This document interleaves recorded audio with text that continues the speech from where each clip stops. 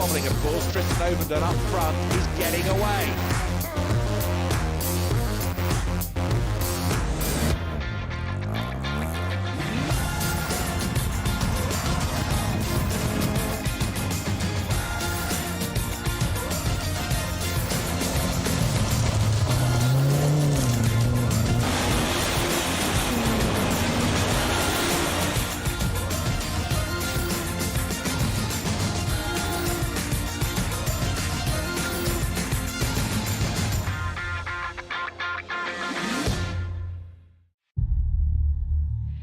Pedal travel needs to be much shorter. This is not good. Come on, I have a tissue under the brake. Did somebody change something? How to drive without ABS? What happened? I don't have the brake! This is Team SimuCube. We hear you.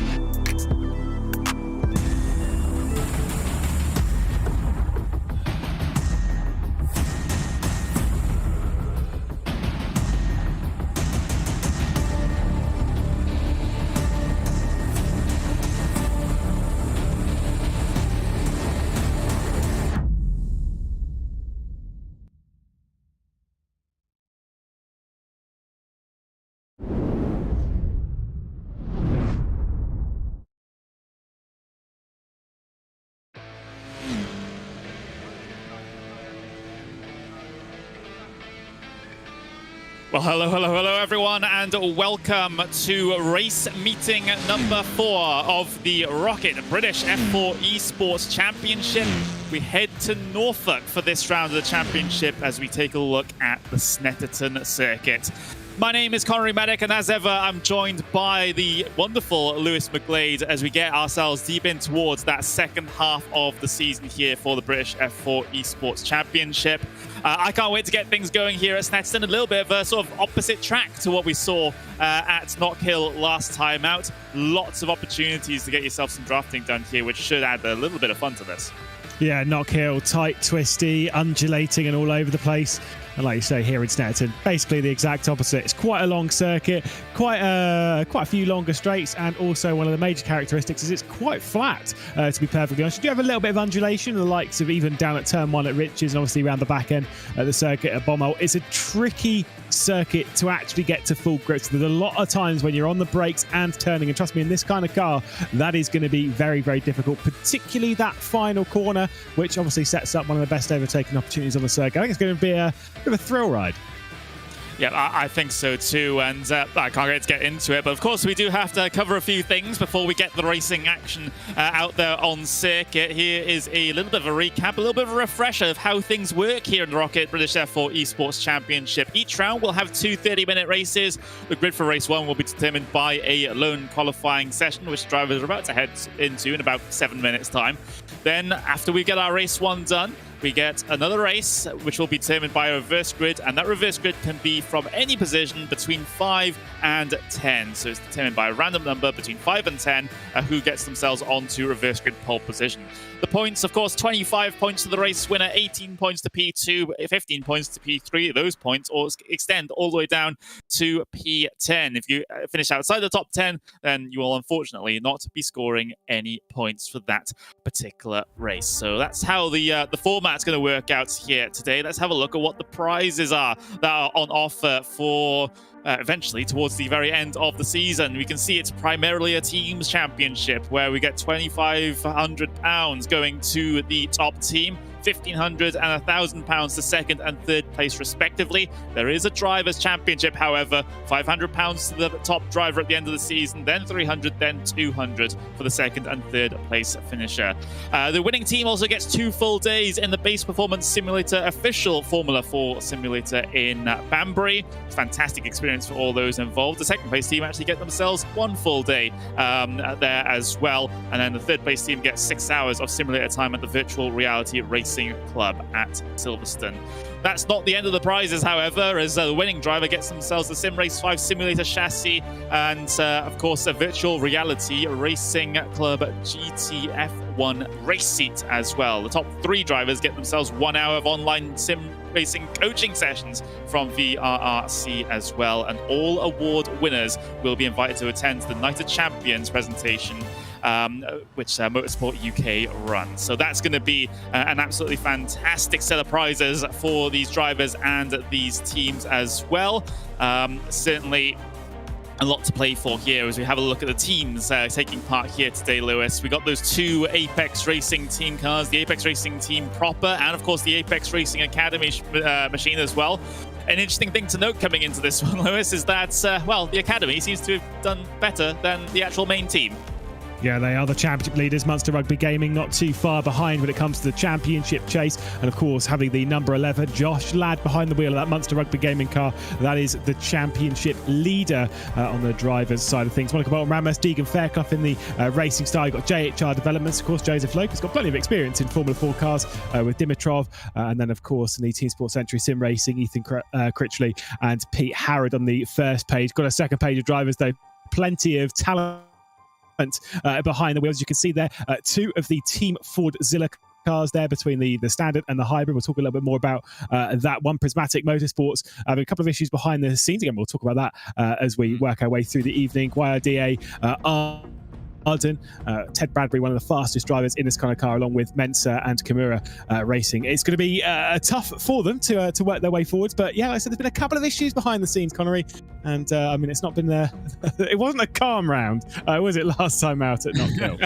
Definitely not. And, well, some drivers, particularly one driver, not here today because of what happened in the previous round. Peopev has to be serving a race meeting ban because of what happened in the previous race. And, well, you can see a lot of license points were divvied out as well here, Lewis. Of course, these drivers, for every 3 license points that they receive, they get themselves an exclusion from qualifying at the following round. And you can see lots of drivers getting their first license points on the board. Yeah, I think Ruben Stanislaus isn't here, so that exclusion from qualifying won't apply to this race. However, Corey Lane, who is here, will be having an exclusion from qualifying. And of course, as you said before, with Peopev, they're having his removal from this round generally. So we've only got the 3 Fordzilla cars. Looking at them, though, looking at some of the drivers that'll be quite close. For every, you can see at the top there, for every 3 license points a driver receives, it'll be an exclusion from qualifying at the following round. Now, what that means is that there are a few drivers, the likes of Dmitry Hanke and Gohill, Georgi Dimitrov, that are actually very, very close to that. 1 more license point and they will be excluded from the qualifying session in the penultimate round of the season. If you've got any aspirations of the title, then you've got to keep it clean. Josh Ladd with a license point, our championship leader. If he gets 2 more, then he'll be looking at a bigger slap on the wrists. But to be fair, in the style of racing that we have in this kind of championship, I'm not too surprised to see so many names on that list, just knowing how brutal and ruthless it can be out there. Yeah, especially at Knock Hill, which starts our previous round. So a lot of drivers worrying a little bit about the license point situation. Of course, we're coming in towards the back end of the season now, second half of the season to be exact. So this is where all those points really add up. And I wouldn't be surprised in the last couple of rounds of the season we'll see yet more exclusions from qualifying. But let's have a look at how the team standings stack up then. We mentioned them very briefly, Lewis. Apex Racing Academy leads the way with 160 points. Monster Rugby Gaming second place at the moment with 153, and the main Apex Racing team on 128, a little bit further adrift of those top 2. And then it's a massive rift between 3rd and 4th place. So Chimera Performance, they are on 51 points, less than half the points of Apex Racing team. Then we look back to Team Fordzilla Hybrid in 5th place as well. I get the feeling Fordzilla will struggle a little bit here, given that they have a couple of drivers missing. Of course, one serving a race ban, so they've had to rejig things slightly, haven't they? Yeah, and that's never easy in a championship like this. Yeah, we're halfway through the season. To have alterations to your driver lineup, it is not an easy one. I will say, as much as the Apex Academy are there in first, I would not rule out the Apex Racing team from coming on strong in the second half of the season. It is, the big reminder that we've only done half of the races. There is still plenty more action and drama left to come. And the team standings, I mean, they are definitely not set in stone. Nor's the driver standings, incredibly tight at the top of the driver standings, just 2 points between Josh Ladd and Luke McEwen. Yeah, very, very tight indeed. So it's going to be interesting to see those guys do battle. Jamie Fluke's not too far adrift of the top 2 as well, so definitely get himself involved with Stanislas Landis in 4th place. Pete Berryman just on the bit of a recovery drive of the season here at the moment, so he's looking for a better second half than he had in the first half. Dion Gowda P6, Alex Spetz P7, and you've got Mikolev Sarika, and you've got Caruana, Bradbury, and Luke rounding out the top 12 in terms of the driver standings here today as well. Let's have a look then at, I'll just sort of overview of the season. We've already got 3 race meetings in the bag. We've had our season opener at Donington Park, then we went to Alton Park, and then just a week ago we had the race up in Scotland in Knock Hill. Now we're here at Snetterton. It's just this round, Silverstone and Brands Hatch to go. Fantastic 3 circuits to top off the season. Yeah, they really are. I mean, like I said, we've had a couple of, particularly rounds 2 and 3, being Alton Park and Knock Hill, 2 extremely tight and twisty circuits to be put back to back. Obviously, it was 2 weeks apart, but back to back in the calendar. Now we get to open things up. Snetterton and Silverstone. As much as it's Silverstone National, it is still one that is perfectly open for the racing. But this is a view of Snetterton, a brilliant race circuit. Of course, it's 4.7, roughly 4.8 kilometers in length. You've got 2 extremely long long straights on the centre straight, the start-finish straight, and then the Bentley straight. Plenty of time for these drivers to get into the racing action. This is on the start-finish straight on the run up towards Riches in that very first corner. A couple of bumps here. You'll see the circuit just drops away ever so slightly as we go from uphill onto the flat into the first corner at Riches. Now, this corner does tend to camber in just ever so slightly. It's a lot lighter than you'd think, but it certainly does make a difference. It pushes you out on the exit towards that left-hand side. Again, into the Montreal hairpin, of course, recently or fairly recently renamed to the Wilson hairpin. The exit out of there could get you a good run to making an overtaking opportunity into Palmer. You can do inside or outside here. It does work, but it's not about making a move into this corner. It's about building you up into your opportunity into Agostini. The circuit's slightly bending over to the right-hand side, and you need to make the most of that right-hand side of the circuit in the braking zone into Agostini. As we exit the corner up towards Hamilton, this is a brave corner. You've got a tyre stack on the inside that can be very tricky. Never mind, that's not there. It's tricky to nail that kind of corner. You can run out wide. It leaves you in such an awkward line coming into Oggies. And of course, that run up towards Williams. This is one where you do take a bit of a deep breath. Make sure you nail this corner absolutely perfectly, because that curb on the exit will stall your exit and you'll stall out a little bit. You won't get the maximum acceleration onto this extremely long Bentley straight, the second longest straight around the Snetterton circuit into Brunswick and Nelson, one of the hardest complexes in the entire country. The car is constantly skating away on the rear end. Again, a large curve on the X before we get to Bomber. Watch this car, this track just dip into the right-hand side. It really helps with turning going through there. And then this long right-hander all the way through Coram. Again, you're just waiting for that right time to get onto the brakes. Too early, too late, and you'll be asking for trouble. Hit that final corner. Make sure you don't smash over the curb at Murray's. Back onto the centre straight and to complete a lap of Snetterton. That's what they're going to be having to face in 2 races and the qualifying session. And it is a circuit that is quite long, and it is a circuit which does bite. Indeed it does. Thank you very much for taking us through it there, Lewis. We've got ourselves qualifying out there. No driver set a time just yet.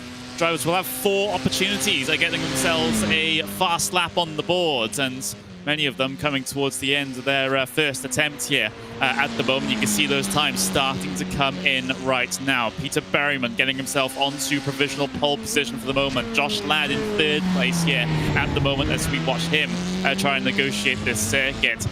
It is, like you said, such a difficult circuit in a lot of cases. Such a long circuit for these cars as well. So all things that factor in here to making this a quite demanding qualifying lap. Ted Bradbury up in towards P3 here for the moment. Only 9 drivers, now 10 drivers, taking themselves qualifying time for the first time of asking at least.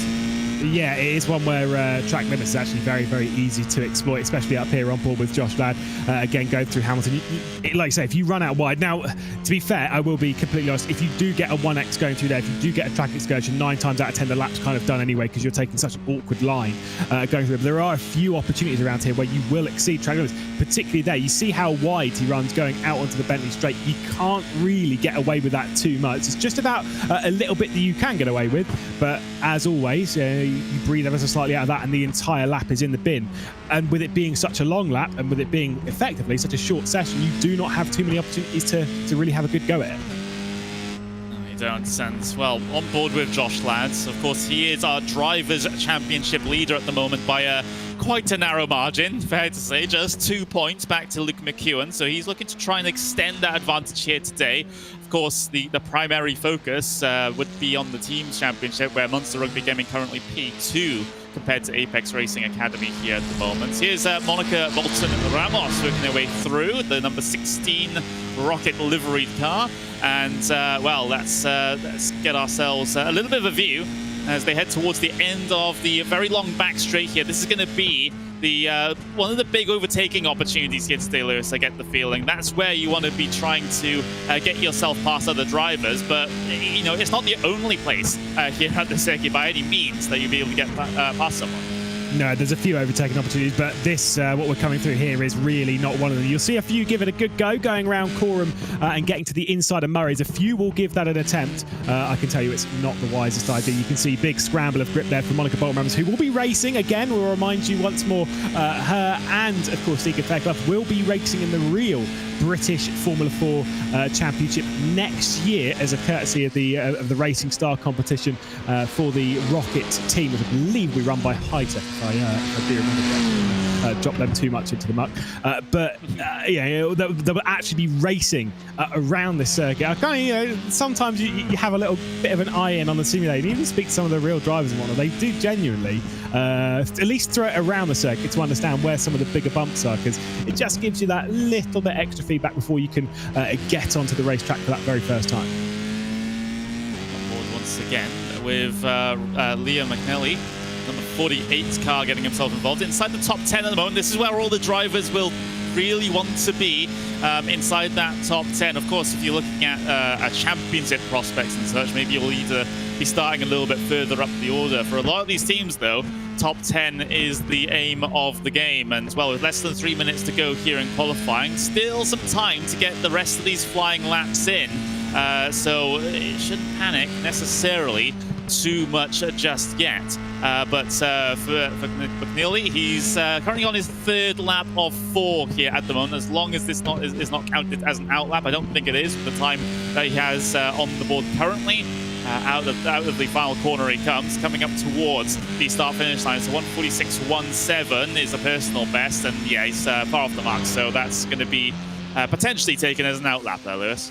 Yeah, it can take. I mean, it can take a little bit of time to get those tyres up to temperature, but I can tell you that line through T1's not really going to help. At Rich's had 2 wheels in the dirt on turn-in, so that one basically is thrown into the bin. As we were discussing there, McEwen's just jumped onto provisional pole position with a 0.455, just clear of Berryman and Fluke. All 3 of them improved on the previous lap, as did Stanley Deslanders, of course, the teammate inside the Apex Racing Academy, up to 7th. McAuliffe goes up inside the top 10, deposing McNeely, who we were just looking at, on board with Will Chadwick, who was kind enough to show me a bit of a lap around this circuit. Did send one a touch earlier. Interesting to see, again, like the level of commitment that you have to take around here. It's a circuit which kind of doesn't look that daunting when you look at most of the corners, with the exception of the one that he's coming up to. That one's pretty terrifying, as well as the final section. For the most part, it's not that difficult. Trust me, this circuit is tough. Incredibly. And, well, Will Chadwick is no stranger to challenges. Let's just say that. Of course, competed in the Porsche Resource Career Cup Great Britain, and also as a result of doing so well in that, he also was able to compete in the Porsche Contender Series. That is the sort of qualifying series into the Top World Championship Series here on iRacing. So definitely a very, very quick competitor. Perhaps not in a car that he's too used to, given that he's used to racing the tin tops in the Porsche, for example. But here in the F4s, still putting up some competitive times, and actually goes even faster on that next lap. So we've got Will Chadwick up into P5 for Team Fordzilla, which would be very, very welcome for them. Dimitrov taking a trip across the grass. I don't think Julian Palmer will be too happy about that, given this is one of his circuits. Yep, certainly is. And to be fair, I will say, as we'll see Joseph Loke cross the line again, has a bit of experience racing around here, with it being one of... I was actually having a chat with Jonathan Palmer about this circuit, because they need to put a bridge in, seriously, because that commentary booth is on the outside of the start-finish straight. So I'm glad we're not actually here in real life, because I'm not joking. It is actually a 2-kilometre drive to get from the commentary box into the pit lane. So thankfully we don't have to deal with that. The joys of sim racing, so we can actually speak to our drivers immediately after the race without having to hop in the car and race our way around. Okay, we've got ourselves qualifying over and done with, and we can take a look at the starting grid for race 1 here at Snetterton for race meeting number 4 of the ROKiT British F4 Esports Championship. Luke McEwen gets himself onto pole position with Peter Berryman in P2, Jamie Fluke P3 with Dimitrov in P4. Will Chadwick will start in 5th with Josh Ladd starting from 6th. Further down the order, we got Ted Bradbury for the YRDA Arden car, that's in 7th place. Stanley Deslanders for the Apex Academy in P8, with Alex Betts P9, Deegan Fairclough in P10, with Liam McNeely in P11, with Ryan McAuliffe in P12. Joseph Look will start 13th with Saoirse Fitzpatrick in P14. Ethan Critchley will start 15th with Pete Harrod P16. Corey Alien in P17 with Donovan Dyer in P18. Monica Bolton-Ramos will start 19th, and we got Ruben Stanislaus at the very back of the order as well. Lewis Apayegi also taking a back of the grid start as well. So that's the situation there. Drivers getting themselves all ready and waiting. Gives us an opportunity to just thank some of our sponsors. Of course, ROKiT for giving the title sponsorship to the series. We've got SimuCube, we've got Pace Performance Simulators, we've got the Virtual Reality Racing Club, and of course the World Sim Racing, the latter of which provide the stewarding and administration of the series. So thank you very much to them. Thank you very much to Motorsports UK for putting on this series as well.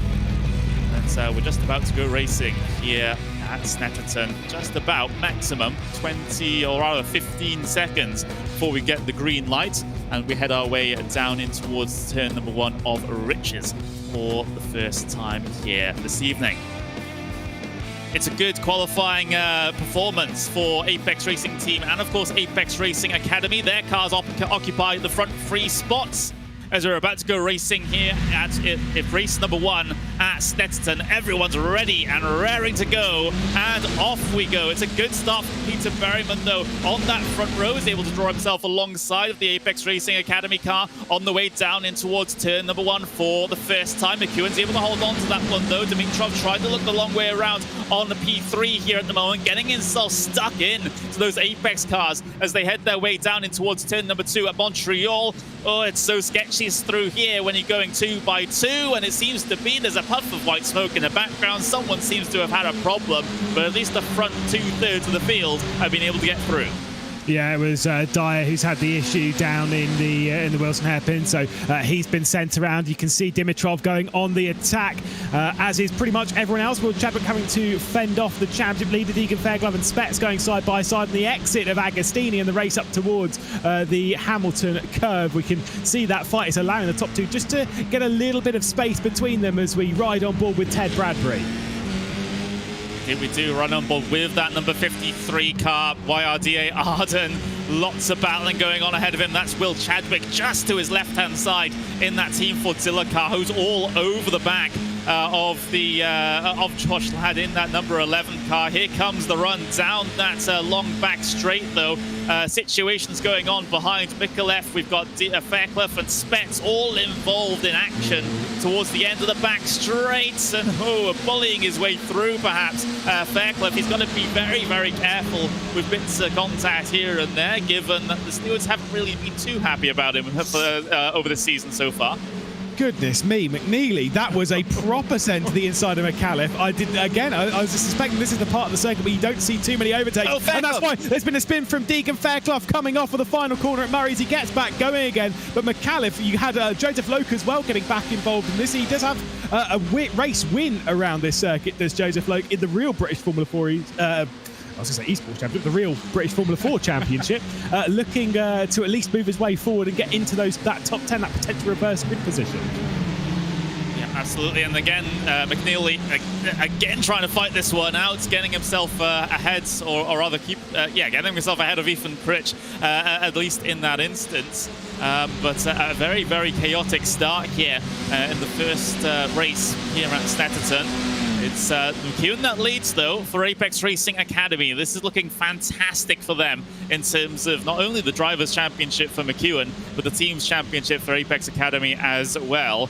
Especially because the Monster Rugby Gaming cars a little bit further down the order than where we're used to seeing them. We've got Josh Ladd currently in P5, and Alex Spets is down in P9 at the moment. Scoring points still, yes, but not the huge amount of points that Apex are currently getting. Yeah, and that's the thing is, like I said before, is the Apex Racing Team as well with Berryman and Fluke, where you can see it. McAuliffe's had a problem coming out onto the Bentley straight. Oh my goodness, that was not going to be. My vey. I mean, there was plenty of room there, but that was not going well. I think having further issues as well, but clearly having a problem coming out onto the Bentley straight. Yeah, here's Stanley Dislanders having a couple of cars ahead of him going wheel to wheel. Chadwick and Bradbury are the two names there. Bradbury looking to the inside of Chadwick. Oh, that's a closing door on the way through the winding right-hander of Coram, and then you flick the car in towards Murray's. Oh, I've seen a couple of instances of that already, Lewis, where drivers are so tempted by that inside open up through Coram, but they're always going to get pinched off. Yeah, I mean, if I were a driver and having someone behind me going into Coram, I'd genuinely be taking a slightly tighter line through there, because you don't actually lose too much. These cars have got plenty of downforce to keep them over onto that right-hand side going through this. You might as well just take it a little bit early. Bradbury, though, straight down the inside of Chadwick, who reads it beautifully. Deslandis, though, also is going to come through because Chadwick had to back out on the steering. Spet's going to try and make his way around the outside, coming through Palmer. That's exactly what we've said about a few times. But meanwhile, it's Deslandis and Chadwick that are fending, fighting each other, going through Palmer down towards Agostini. Is it going to become 3 wide? I don't think so. Oh, Spets was tempted to stick his nose in there. Agostini might have to wait for the corner to open up, but Chadwick, he's got himself half a car length ahead here at the moment. We're currently riding on board with that Monster Rugby Gaming car. Spets says there's a mistake there, slightly running a bit too wide for Deslandis. He's still able to fight it back on the inside there. Oh, they got to be so close to bumping wheels there. But Alexander Spets capitalizes and gets himself through up into 8th place, which is starting to close the deficits for Monster Rugby Gaming, but more is definitely required. Yeah, I mean, great move from Spets to have got past Deslandis again. Deslandis was too focused on Chadwick, and that was where the opportunity was open. They've got a bit of a gap back to Joseph Loke, who's sat there in 10th position. McNeely and Critchley very, very close for comfort as well in the battle for the final spot inside that top 10. What's become that final spot inside the top 10, of course, with the issues from McAuliffe and whatnot, as we do lose them in the race just briefly. Back up towards our race leaders, McEwen, Berryman and Fluke, holding on for a strong lead right now. I've got to say, McEwen's looking for his 3rd victory in the championship. And the Apex team generally, between the Academy and the Apex Racing team itself, they are looking for their 6th consecutive victory in the championship. Yeah, wow. that is absolutely incredible. But the pattern, well, is it going to continue here, or is it going to stop? Let's just see. But McEwen leading by 0.3 of a second here at the moment, and, well, at least according to our little timing screen there on the left-hand side, which unfortunately is having a little bit of an issue with being frozen here at the very moment. But McEwen still is keeping the 2 sister cars behind here for the moment, and this is a much-needed race for both Pierre Berryman and Jamie Fluke here at the moment, and it'll certainly be very, very welcome for them, given how many trials and tribulations they've had between themselves through the first 3 rounds of the season. Yeah, Berryman, at least from memory, everyone can think back to Alton Park, where it was looking good. It was looking good. Suddenly, generally through no fault of his own, it was certainly not looking good. Got involved in a few incidents there that weren't really in Berryman's control, and it's what threw them a bit further down championship-wise with the Apex Racing team and Peter Berryman himself. But you know what this team's like. Chin up, keep focused, and right now keep the eyes ahead towards the championship leader, McEwen. I wonder what's happening, though, behind the scenes mentally within the team, because, of course, McEwen, Berryman, Fluke, how hard are they really going to fight? Right now, I would argue this is actually pretty good for them. The Apex Racing team, at least one of their teams is going to be scoring very, very well. I know Deslandis is a little further down the order for the Academy team. But for those 2 for the Apex Racing team, scoring very well. For the championship leader in McEwen, again, scoring very well and pulling away from Josh Ladd, who's presently 5th in this race. But the real question is how much pressure are they under? Because Dimitrov is sat right there. And again, speaking of drivers, when it comes to their experience within around Snetterton, Dimitrov in the British Formula 4 Championship this year did have it. I think it was his best round. Certainly had 2 podiums in the first race and the 3rd race. Did Dimitrov. So obviously plenty of experience around the circuit and plenty of comfort and confidence around here as well. Oh, battles going on. This is Will Chadwick versus Alexander Spets, and, well, Chadwick getting a little bit sketchy on that inside there. Car wanting to step out on him all the time, and as a result, he's lost a little bit of ground coming off the corner, and now Spets has been able to get his way through. Here comes Deslandis then, looking towards the inside. This is what happens when the mistakes start to pile up. You start going backwards, but Chadwick has been able to recover this one somewhat, keeps the position around the outside there, and Deslandis having to wait and try and seek out another opportunity.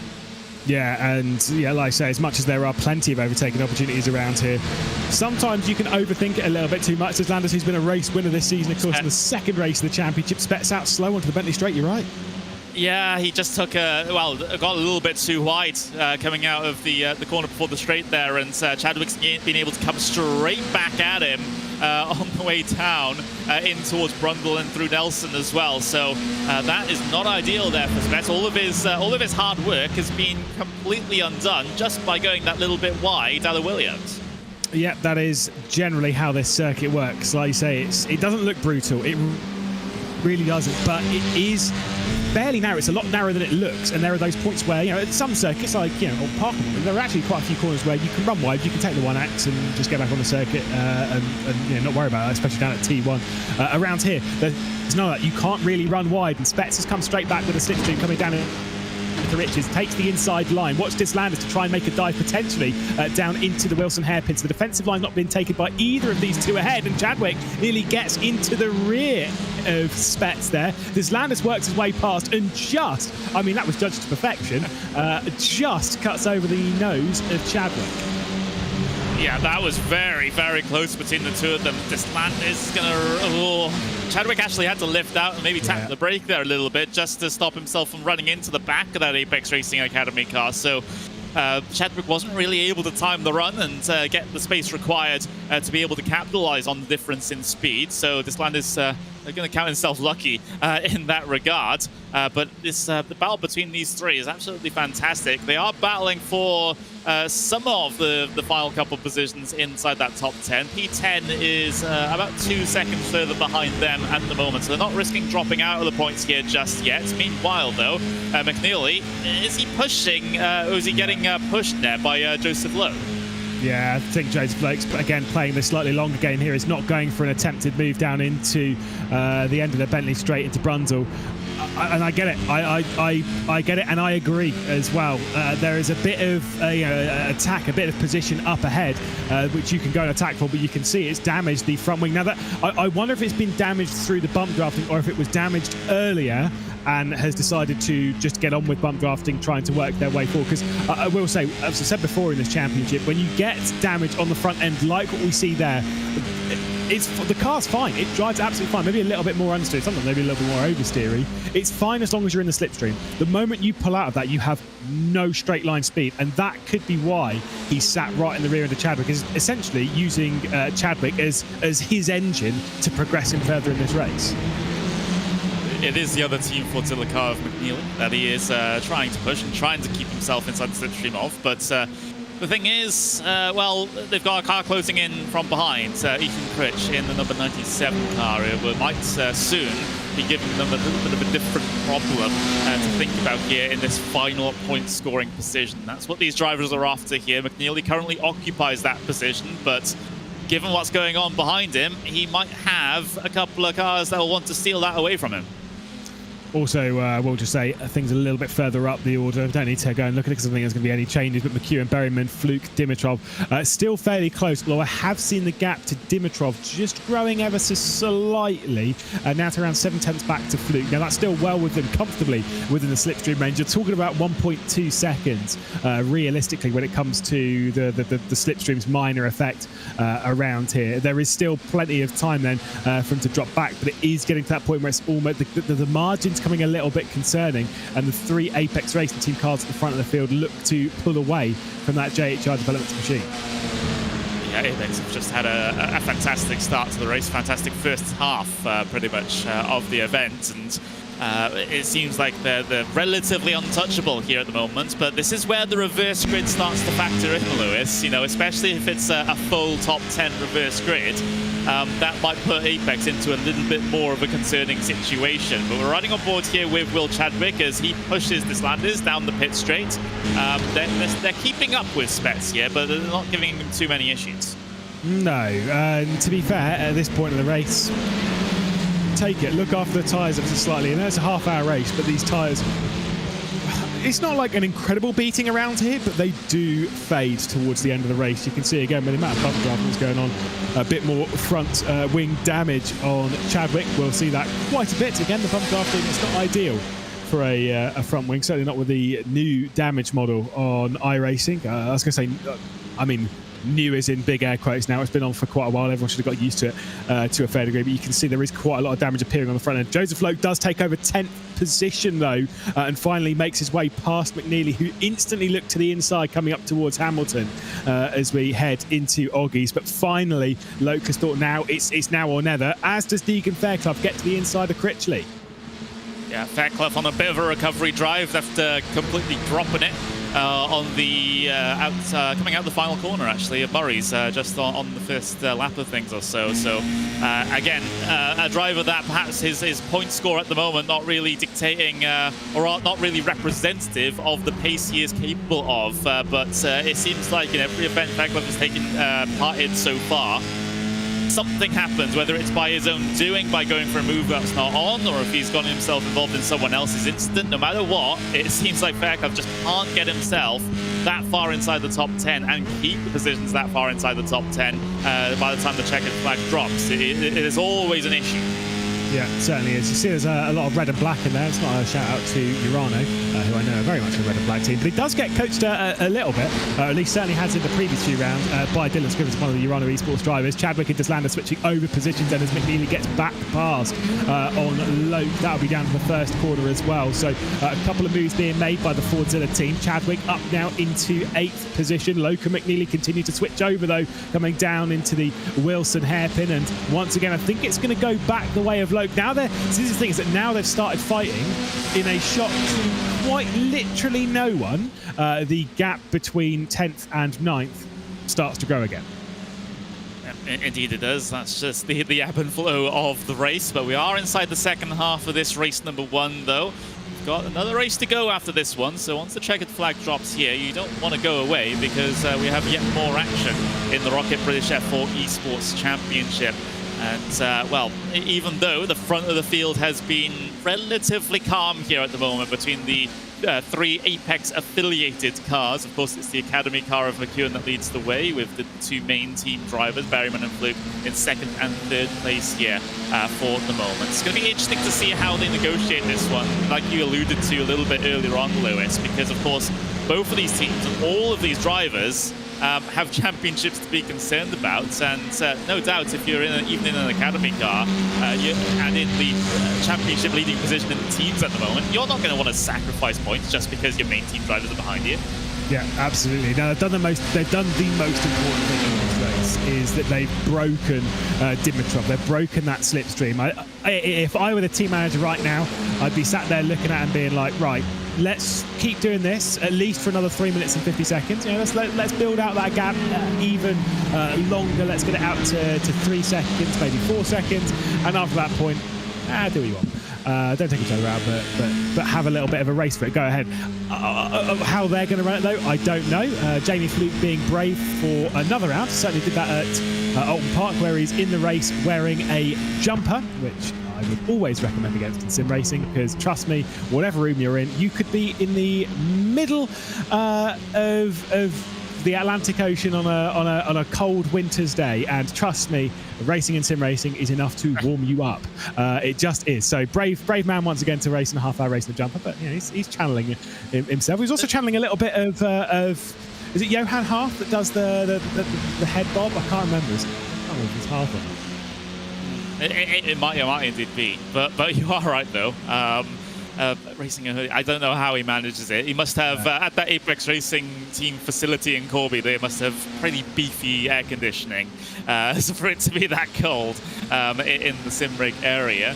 But yeah, these guys going along very well at the very front of the field. There's still an active battle going on, by the way. Joseph Lokens and Liam McNeely have not given up the fight whatsoever, and you can see them right there, and all of a sudden, beep beep coming through. Tegan FairClub in the number 87, looking to try and score himself at least 1 point.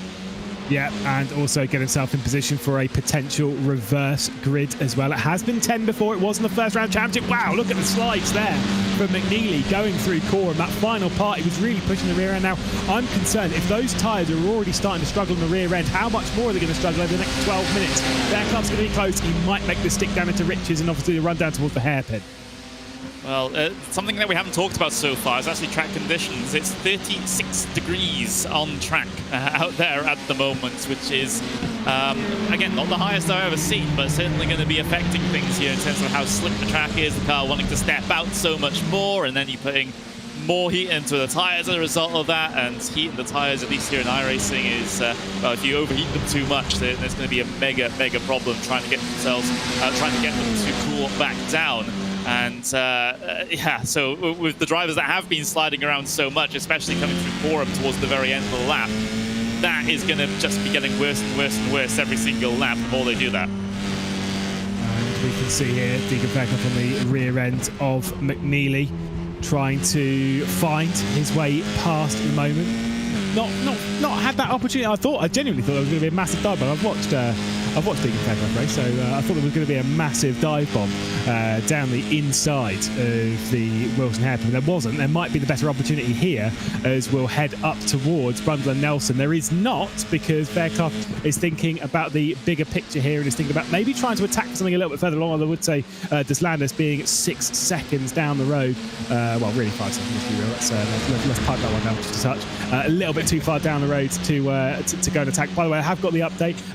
Did come from Arjuna. It wasn't Johan Hart who does the cat jump. It's Maxime Briant who will sit there and will bob his head back and forth. And that's really genuinely what Fluke was channeling there. So I like to see it.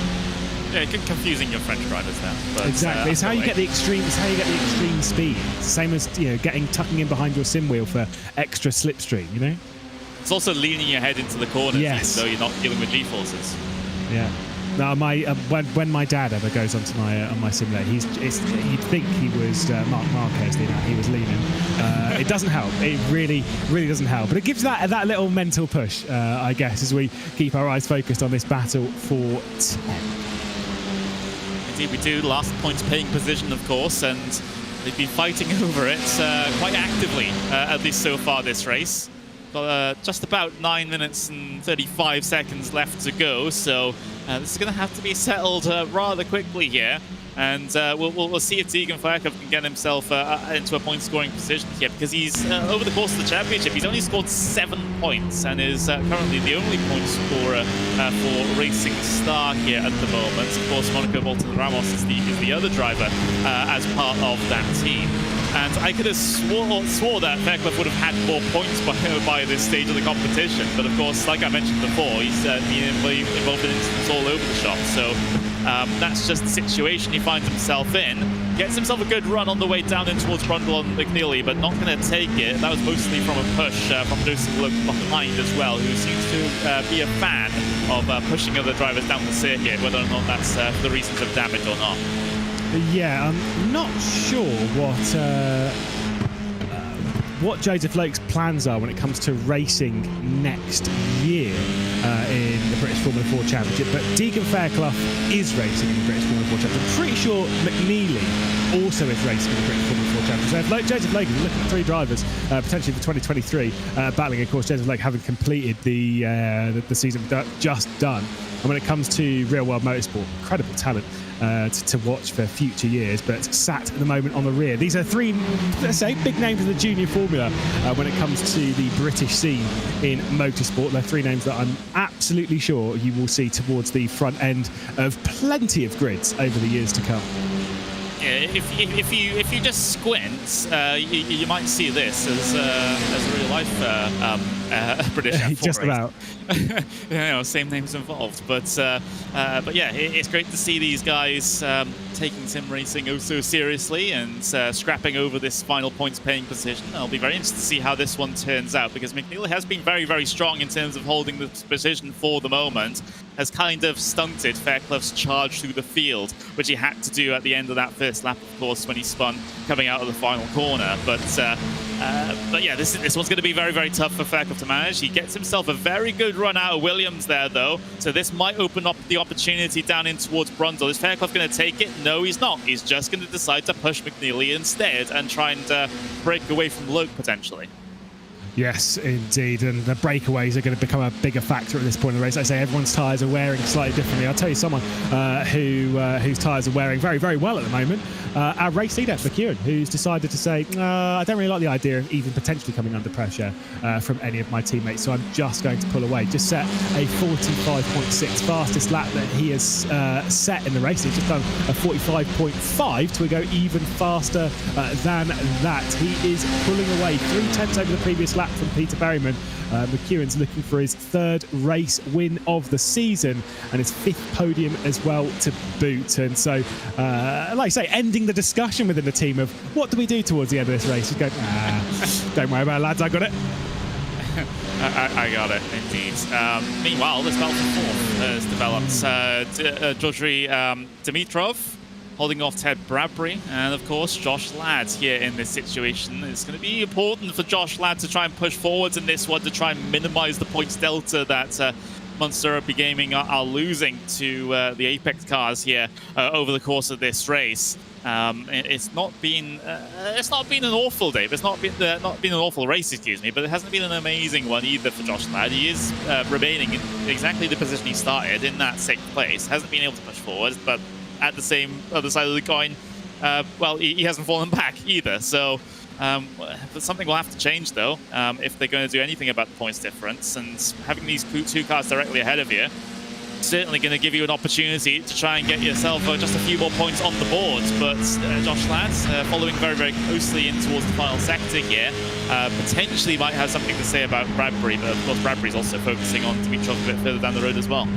Yeah, Bradbury's another one of those ones where you're kind of sat there being like, surely he's got a load of points on the board. Surely he's got, you know, plenty. I mean, he's 11th in the championship. He's only got 10. But I remember the first round of the championship, of course, was coming out of the final chicane as he was the leader, wasn't he? If not, he was certainly on the podium, and then had to come into the pit lane for a drive-through. But it was on the last lap of the race, so he basically dropped down to the back of the order, and it was kind of all for naught and didn't score anything. There is Bradbury going for the move then, straight down the inside of Dimitrov, who is struggling on these tyres right now. The battle for fourth right now, and it could open up the opportunity for Ladd as well to come through and maybe sneak a fourth position. Dimitrov holds the defensive line and hangs onto the spot, but trust me, for the next 4.5 minutes, this is going to be a struggle because Bulgarian, I mean, his tyres are gone. Yeah, absolutely. And, well, it's YRTA versus DHR Development versus Monster Rugby Gaming here at the moment, as Josh Ladd looks for the opportunity on Dimitrov, is able to still get himself alongside. There was a bit of a pinch there from Dimitrov, but he left at least the cars with the space. But really, no more than that, it felt like. Ladd trying to get the angle off the corner on the way down in towards Williams as well. Shallow entry into here is not necessarily going to result in the best run coming off the corner, but he maintains the slipstream. You can see Dimitrov and, of course, Bradbury further down the road, so trying to weave to try and break that one. Ladd goes to the inside here, into the braking zone for Brundle. Backs out of it though, decides that he doesn't want to go for such a risky move here at this stage. But as we approach the final couple of laps, that option becomes a lot more viable. Yeah, same. Well, this one down into Coram, you can see that wide entry they tend to have, and once again, Ladd looking to the inside. He's got to focus on, though, his championship. Of course, he's not going to be leading the championship after this race if everything finishes as it stands. But still, if you take that for granted and then just go for a move thinking, okay, I'm not in the championship lead, so I might as well just go for it, yeah, you're going to lose out completely on the title fight. Once again, on the race down towards Riches, the outside line is going to be taken by Ladd, and trust me, this one can work, especially with a bit of slipstream advantage. He backs out of it once again. Is not feeling super confident to go for a move right now as Dimitrov puts 2 wheels into the dirt on the exit of Riches. Now Ladd sent it in, just about pulls it up to the apex. He'll be on the outside of Palmer, and again, I'm just not feeling it. Oh, and given the pinch as well again by Dimitrov. That was a late move there from Josh Ladd, and you would have forgiven Dimitrov for cutting across him there in towards the apex of the corner, because I don't think Ladd had too significant of an overlap. It was a big lunge. There's a little bit of a mistake though from Bradbury in the YRTA Arden car, but is able to gather it up and keep himself ahead of this trio for the moment. But this is getting spicy in amongst all 3 of them as Dimitrov, a little bit of an alternate line being taken through, just trying to knock on the door everywhere, but no one's at home, it seems, at the moment. Yeah, Spets, I think, might have a touch of front wing damage after that. He was certainly just about in the rear end of Dimitrov. I think he's all right as they head back out onto the Bentley straight. This will be the penultimate lap of the race. They'll have just one more after this, and you can see Ladd was not fancying following the slipstream of Dimitrov, almost 3 wide heading up towards Brundle, and still they remain in their positions. Bradbury holding the defensive line. We ride on board with Ladd, but you can see Dimitrov there directly ahead. It's... I don't know where this opportunity is going to come. I can understand from Ladd's point of view, you can see here that he's going to be feeling nervous, especially when you see things like this. Yeah, on their way through Coram in towards the final corner, all of them pushing slightly wide. I have to see where Luke McEwen actually came across the line there, because that looked very close in terms of going the extra lap. Meanwhile, these guys still are fighting it out here. Dimitrov, Bradbury, Lad, all involved, all within the same square meter of 3 circuit as through Rich as they go. Bradbury holds it onto it. Dimitrov is going to come back at him here, in towards the braking zone for the right. Oh, fishtailing all over the place, and Lad again trying to follow through the tire tracks. Yeah, you can see Dimitrov was always going in too deep into the hairpin there. It's given the move potentially back to Lad to get to the outside. No, Dimitrov retakes over 4th position. I do believe on the times this will be the last lap of the race. It will be close, but it will come down to a few seconds. I believe it's the last one. Once again, defensive line being taken out wide once more from Bradbury. It's going to open up the opportunity with a bit of a hip check as well. Lad will come through. He might lift off to allow Bradbury straight back through. I think he does. No, he doesn't. Ooh. Yeah, well, that's, yeah. I mean, it's not a good one, I'll say that. No, I think that was what Lad was intending to do, to let the position back through, and then Bradbury's going, oh, wait, what's going on here? It slowed up as well, and then Lad decided, oh, you're not going to take the position back from me? I'm just going to go ahead anyway. But as a result, both of them have completely lost Dimitrov here, and now Spets is closing in on them in the Munster Rugby Gaming car. Not going to have the opportunity here down in towards Brundle this time around on Ted Bradbury, as Bradbury looks to try and get this done at the very, very last minute to try and get himself back past Joshua Ladd here. But of course, as we get the checkered flag out there, it is going to be Luke McEwen for Apex Racing Academy that comes across the line to take the race win here for the first race at Snetterton. It's his 2 sister cars behind him of Berryman and Fluke, putting up some massive points for Apex Racing Team. And then in further behind, all close together, it is Josh Ladd that comes out on top from Bradbury from Spet in that battle for the top, for the 5th place position. Who doubted my maths? Whoa. Well, I mean, I doubted it very much so in that final sector. It came down to literally about 3 seconds to the line for McEwen. Honestly, I mean, he has won with this car, gotta be said. Absolutely fantastic on pace through this race. His last lap was again another couple of tenths faster than his teammate. Bearing in mind his teammates, I know Luke McEwen's not exactly slow. I know he's a part of the Apex Racing Academy in this, but we all know he's the real deal, and the Apex Racing team certainly do as well.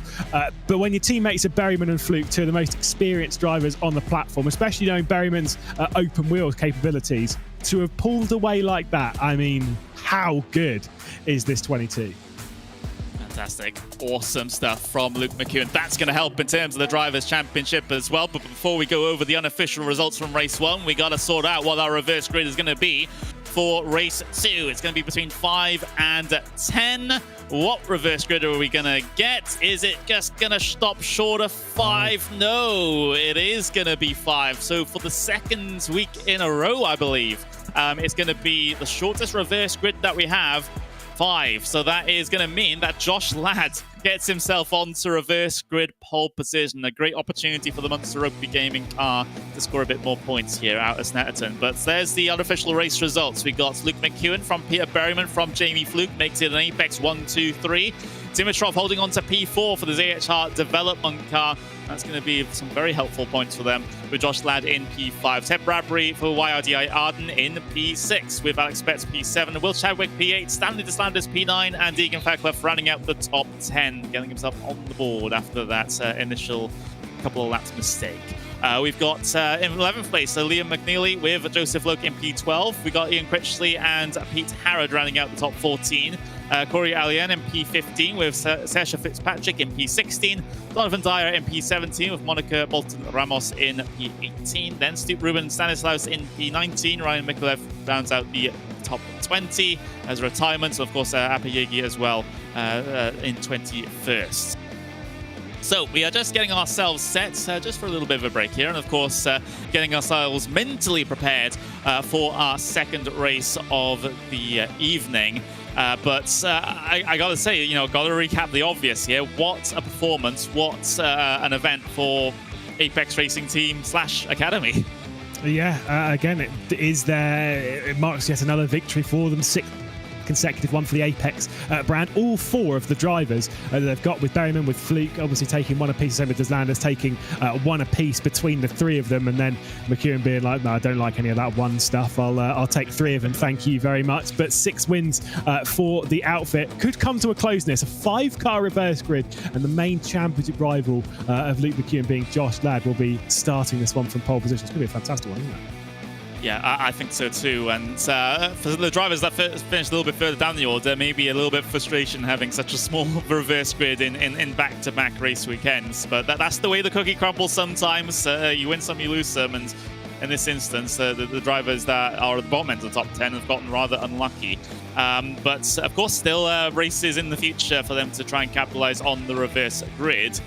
Just having a little bit of conversation here about, of course, Deegan Fairclough with that recovery drive. He actually managed to gain enough positions to finish exactly where he started in that P10. But yeah, let's see what he can do in this second race, because I get the feeling if Fairclough can have a clean race here in race 2, he looked very, very good in that first event. So again, as long as he can keep his nose clean, you should be on for a good finish, right?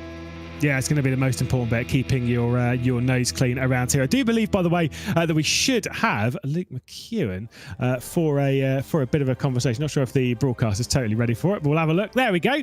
There he is. Hello. Another race victory, another podium as well this season. You've had a fair few, making it up to 5 now, but a 3rd race victory. You really did show your teammates who was boss out there. Obviously keeping quite close company in the early stage of the races, but what made the difference in that second half? I think it was the tyres, like, mainly, because me and Pete have been really close. With Jamie as well, we've been really close all week.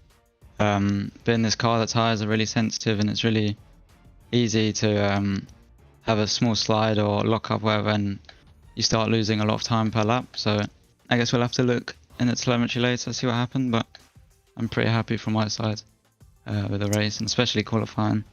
Nice to put a good lap in for once.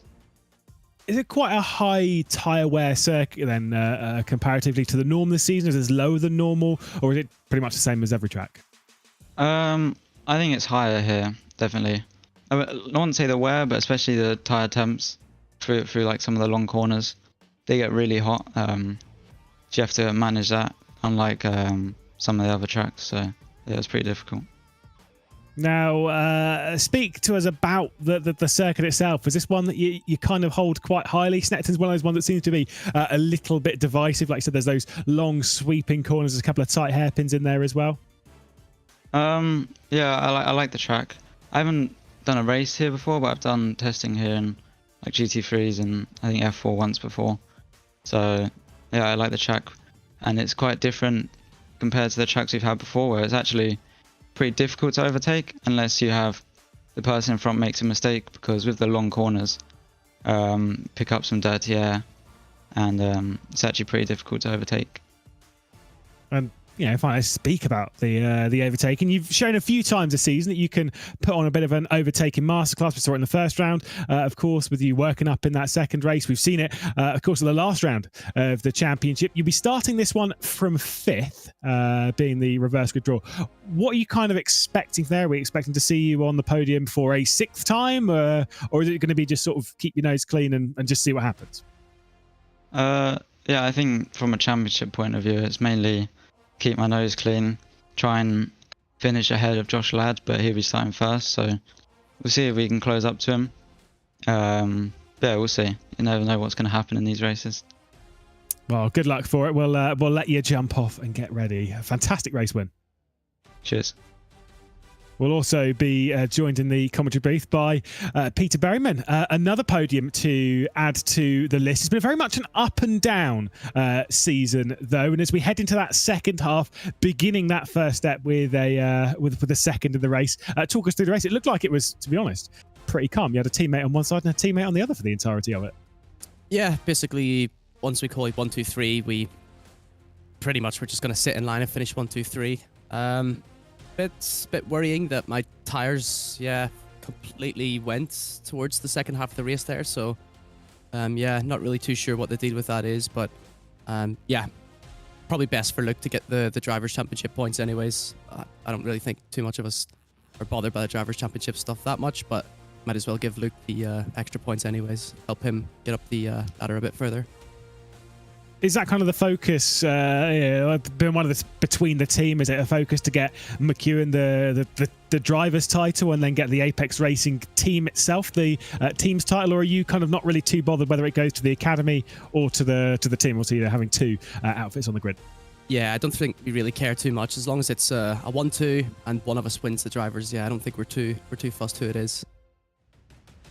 What are we kind of expecting in this second race, knowing that tyre wear was quite high in that first race? Are there things that you're going to adapt in your approach to this race to kind of bring those temps and wear back into reach?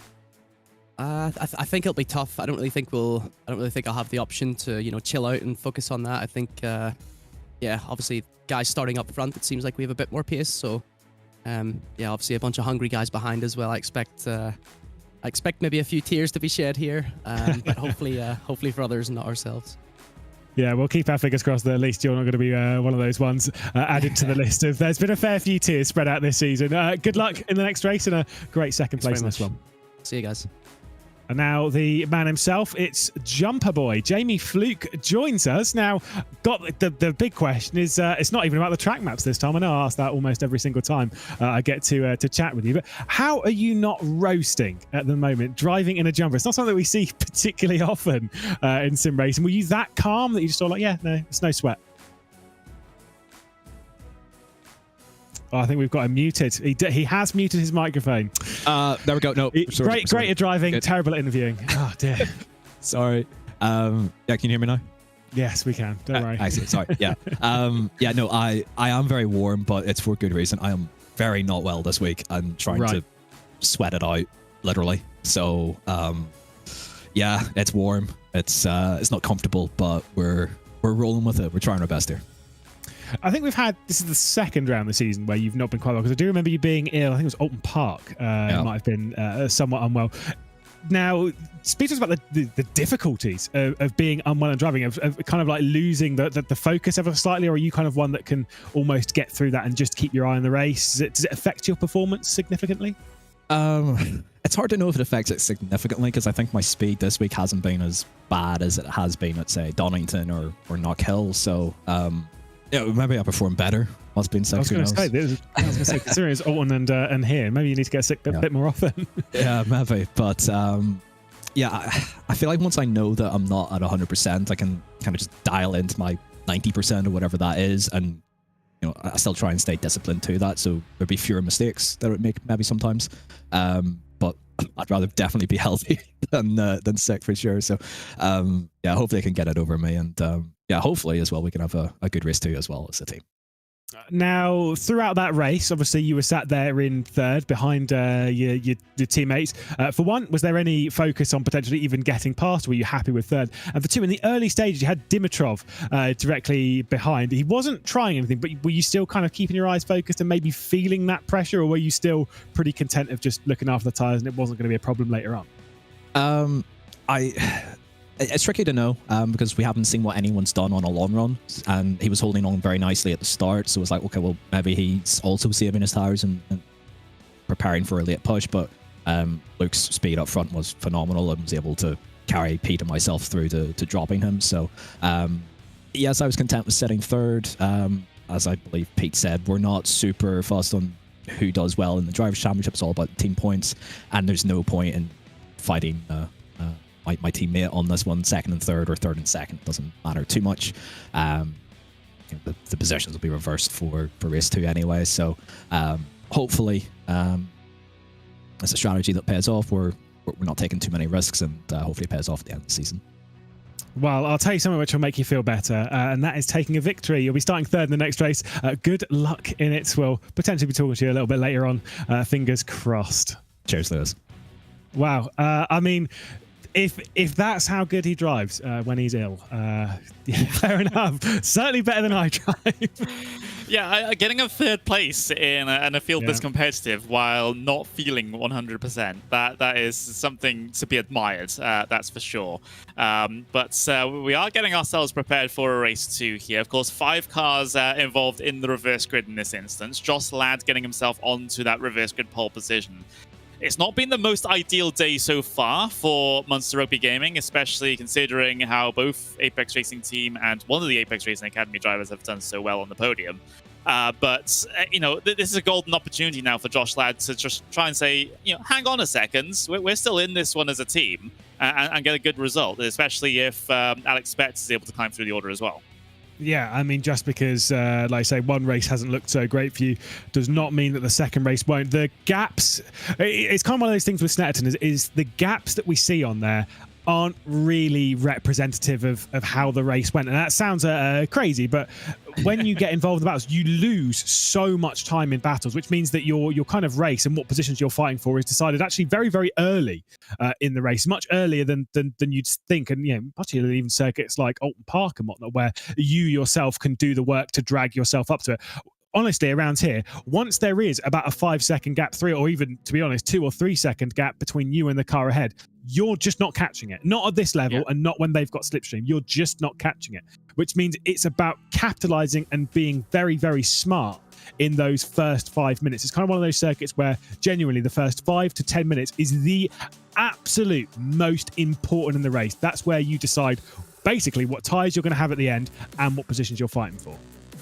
And as a result, we might see a little bit more desperation on the first lap of things here. We got through on the first lap of race 1 relatively okay through the first couple of corners, but knowing this is a reverse grid, knowing this is going to be the last race of the day at least, maybe drivers will be in over their head a little bit. You know, it's exactly for the reasons you just mentioned, that you have the tendency to get a little bit stuck if you do lose the slipstream here in this one. So all very interesting heading into this second race. We will take the opportunity now to thank our title sponsor, ROKiT, who have been amazing in supporting not only this esports season for British F4, but also the real world season as well.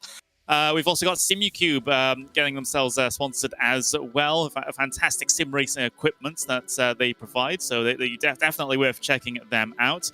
Same with base performance simulators as well. We've got Virtual Reality Racing Club and, of course, the World Sim Racing, who help organise this series on behalf of Motorsports UK. But you know, we've got you know, a couple of interesting stories heading into this one. Of course, you know, we've already covered how Apex have been doing so well. We've already covered how Munster needs to respond.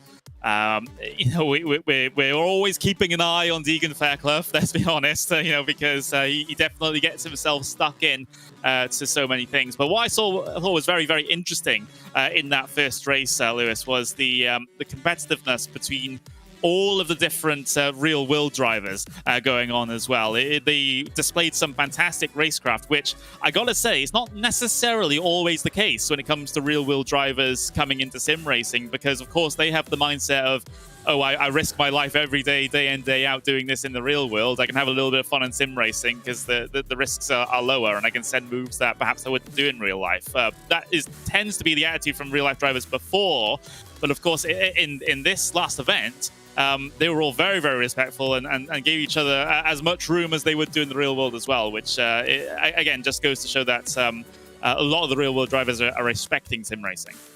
Yeah, I mean, it's kind of one of those things where obviously we've known this has been a problem, you know, big air quotes, a problem in sim racing, particularly noted in the last sort of 3 years. Obviously, you know, everything COVID and all the real world drivers that came into sim racing, and they kind of just didn't care. They were just here for a bit of banter and a bit of fun, and they, you know, most of them caused carnage. Let's be real. However, a lot of the drivers on this grid that are the real world racing drivers, like we've said, like with you know, Dimitrov and Loke, obviously racing in British Formula 4.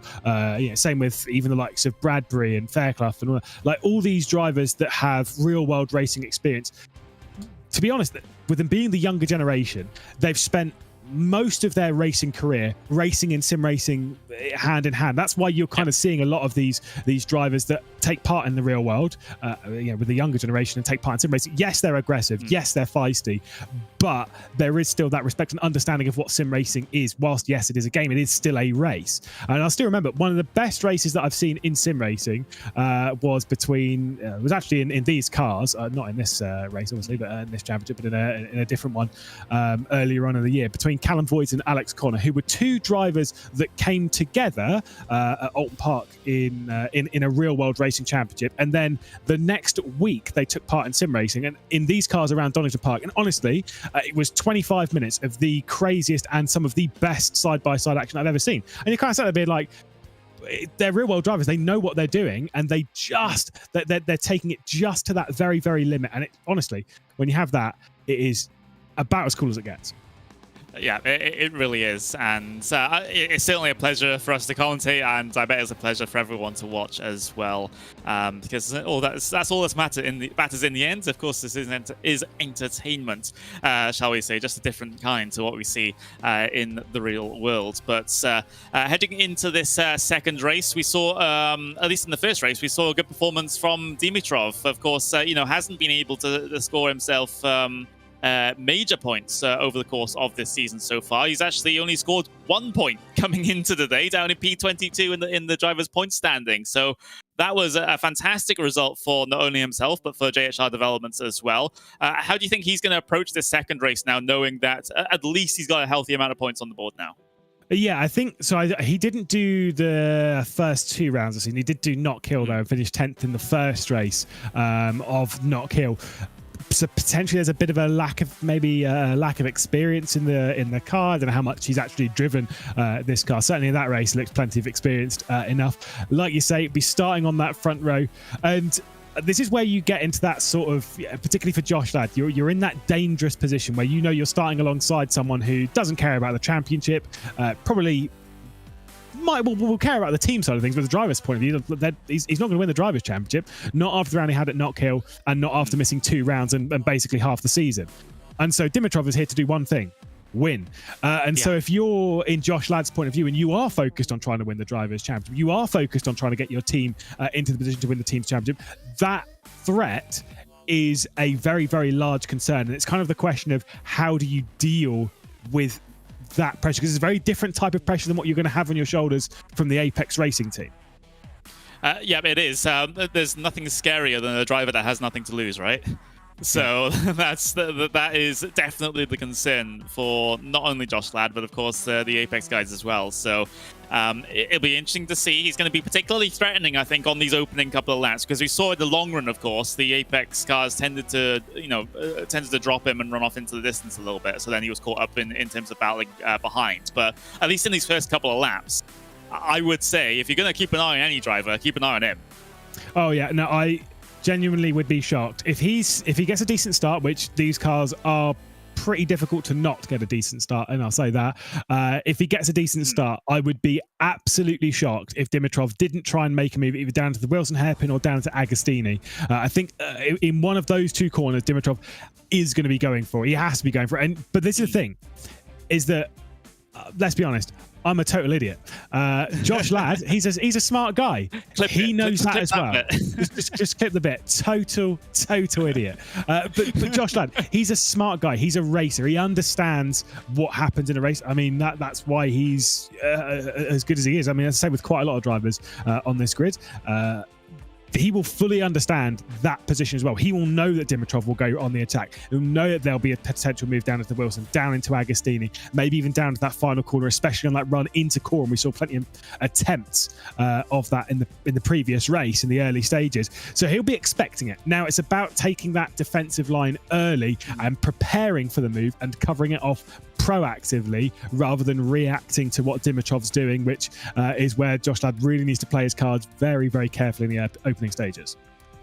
They always say you got to keep thinking a couple of corners ahead, don't you? So, that's definitely what's going to be required here on the first lap from everyone involved towards that very front of the order. Of course, it is always a tricky prospect here in these reverse grids. Very high likelihood of incidents and whatnot, and the drivers behind will keep that in mind as well. So there might be an opportunity for them to try and finds the parting of the Red Sea and go through and gain a couple of spots. But we will just have to wait and see. We are just a couple of moments away from getting our starting grid confirmed here as we're heading into race 2 of the evening. And, we get another 30-minute race, and we'll see how that one goes. But of course, for these drivers, they're getting themselves their last couple of moments of preparation in. Track conditions have basically not changed, if I'm being completely honest. Track temperature 37 degrees with very, very light and variable winds as well. So a good day of racing on the cards for this event here at Snetterton. Drivers getting themselves into the race session now, so we can very shortly bring you the starting grid for race 2. It's Josh Ladd on pole position with Dimitrov in P2. Then it's Fluke in P3 with Peter Berryman in P4, Luke McEwen in P5, and Ted Bradbury will round out the top 6. Then you've got Alex Spets in P7 with Will Chadwick P8. You've got Stanley Deslandis and Deegan Fairclough rounding out the top 10. Joseph Loke in P11 with Ethan Critchley in P12. Pete Harrod P13 with Corey Allian in P14. Sesha Fitzpatrick in P15 with Liam McNeely in P16. Dyer and Ramos round out the top 18 cars here today. And then those towards the very back of the order, Ruben Stanislaus, Ryan Mikolev, and Lewis Apayegi rounding out the 21 car starting grid here today.